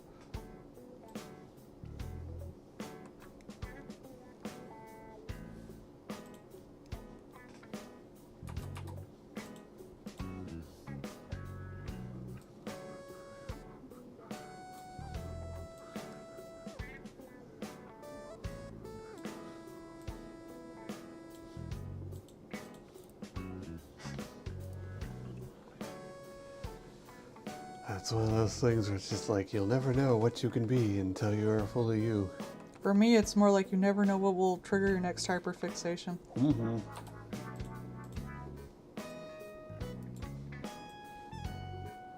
I really never do know, though. What can it be now? I didn't expect Little Nightmares 2 to trigger it, that's for fucking sure. Yeah. Ha ha ha ha ha ha.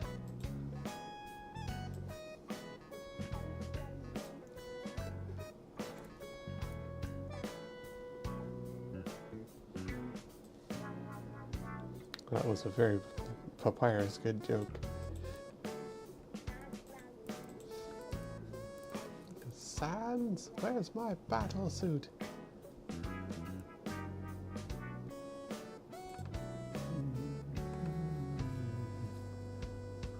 Sounds like put it in the fridge or some shit.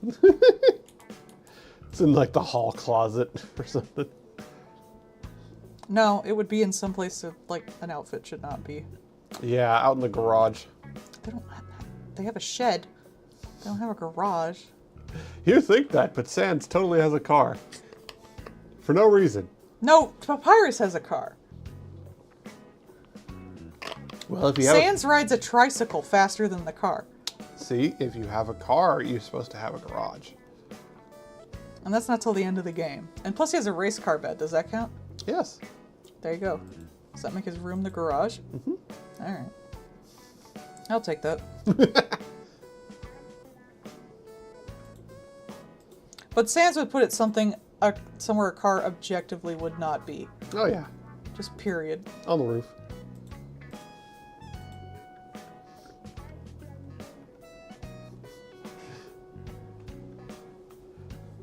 Probably something punny too.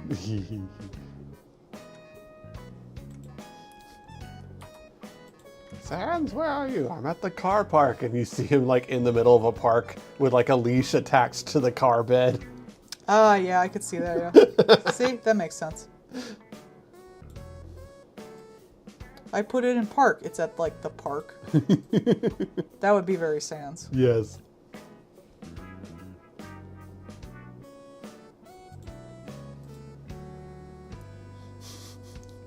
Do they agree? Yay. I have made my one joke allotted per stream. Congrats. You do more than one. Don't lie. No, one allowed. All the rest are illegal. You don't care. This Since is when do you care? Since when has anything like that stopped you? You're breaking the law. Avoid the law and the law pun.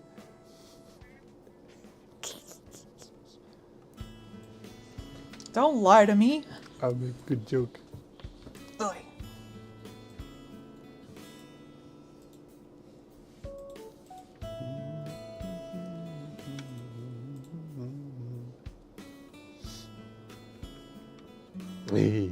They love it. Hurrah.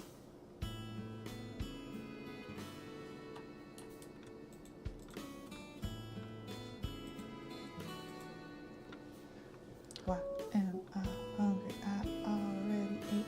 Why am I anxious? I know why I'm anxious. That's not in question.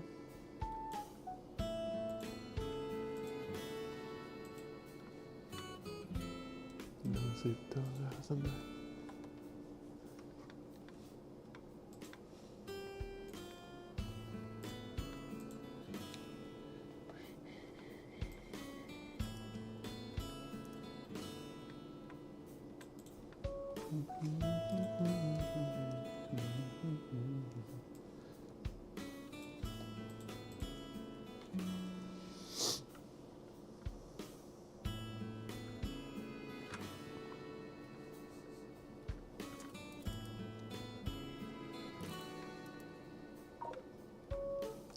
Shut up, phone.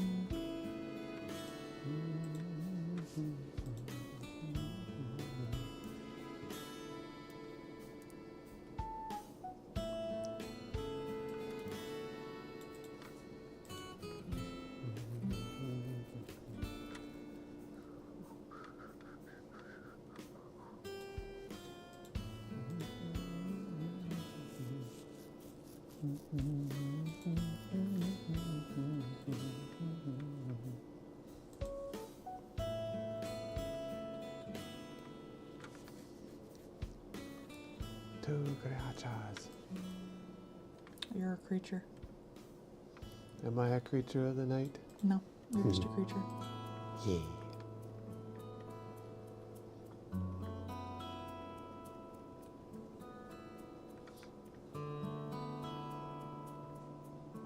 I do find it hilarious that they, in the Vampire the Masquerade, like, you are objectively, you know, a big scary vampire thing, and you have to obey the masquerade, but like, you drop kicking somebody into the next eternity is perfectly fine and reasonable, because that's the fastest way to get around town. Now, if you use vampire powers, that's scary. That breaks the masquerade. But, you know, you have super strength, and if you're running around drop kicking and nail somebody and smash them across the street into a car, perfectly fine. Works for me. Everybody around's like, yeah, I too would be devastated if somebody just ran up and drop kicked me. That makes sense. Perfectly normal. All the other vampires nearby, what the fuck? What the fuck?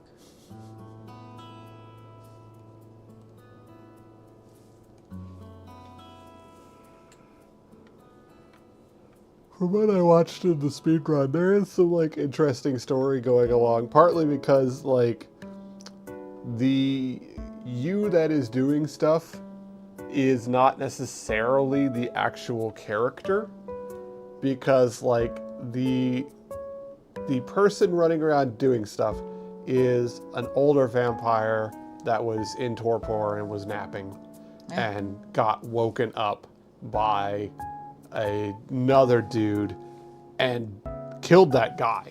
Oh, damn. So like you are in the body due to blood heebie-jeebie stuff that's going on, but you are technically dead. You are really The best kind of dead. you are really more like haunting the actual character. So you're kind of in like a Deltarune situation, but with like an elder vampire. Which is the worst kind of situation. And like everything is starting to go sideways because like there's only supposed to be certain people awake at certain times that they're like above it, like if they're older vampires and stuff like that, just to prevent problems. And like the city is run by vampires, but now shit's falling apart because like some of them are getting uppity and some of them want more power and stuff. You know, as people do who are left unsupervised for hundreds of years.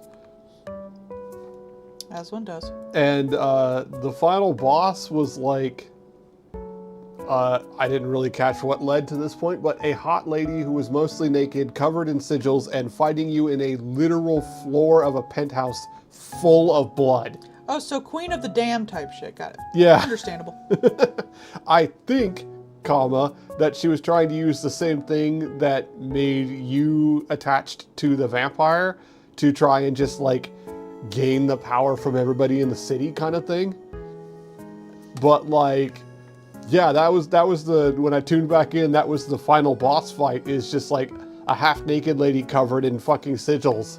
Yeah, man, that's just Queen of the Dam shit. I mean, that's vampire lore from like Anne Rice, so makes sense.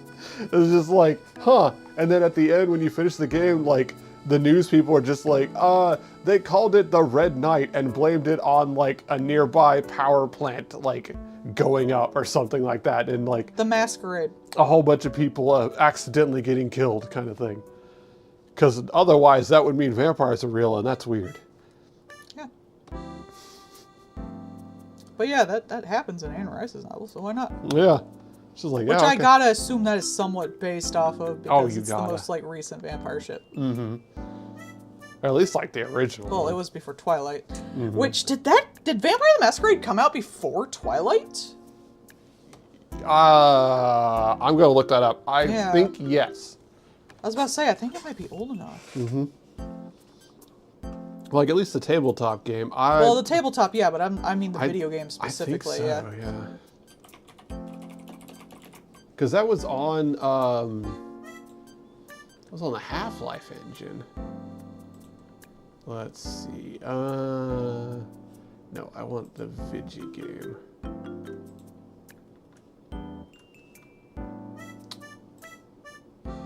No, not the tabletop game. Thank you.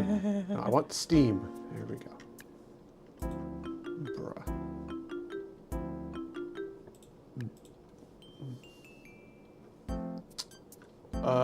Let's see. 2004? That sounds about right. All right, when Twilight come out?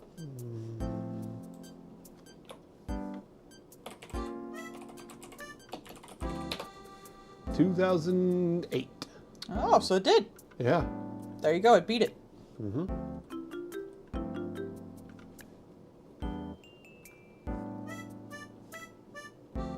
What's that? What was the? Was it Queen of the Damned? You said? Yeah. Anne Rice, Queen of the Damned. Either the movie or the book. I don't know if the book is called Queen of the Damned. The movie came out in 2002. So might have had some of it. Yeah. Well, the But like I don't know when the book came out. Yeah. Which is like I assumed there was a lot of Interview with the Vampire in Vampire the Masquerade. yeah. Like they're kind of similar.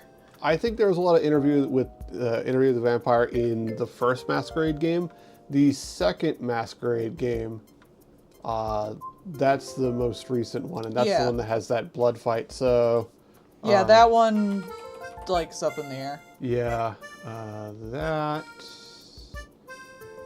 Jesus, 52% liked. I'm surprised it's even that high. That came out October of last year. So yeah. Yeah. But like, what's the Steam rating? Mixed. Well, I would assume. Like I heard it was terrible. Yeah. Anyway, that's gonna be all for tonight. We'll be back in the weekend. We'll finish up the 10s, and hopefully everything will be back to normal, and I won't injure myself. Yeah. Anyway, I thank you guys for coming. I love you. Bye bye. Bye-bye. Bye bye. Thank you for coming. We'll discuss vampire lore amongst ourselves.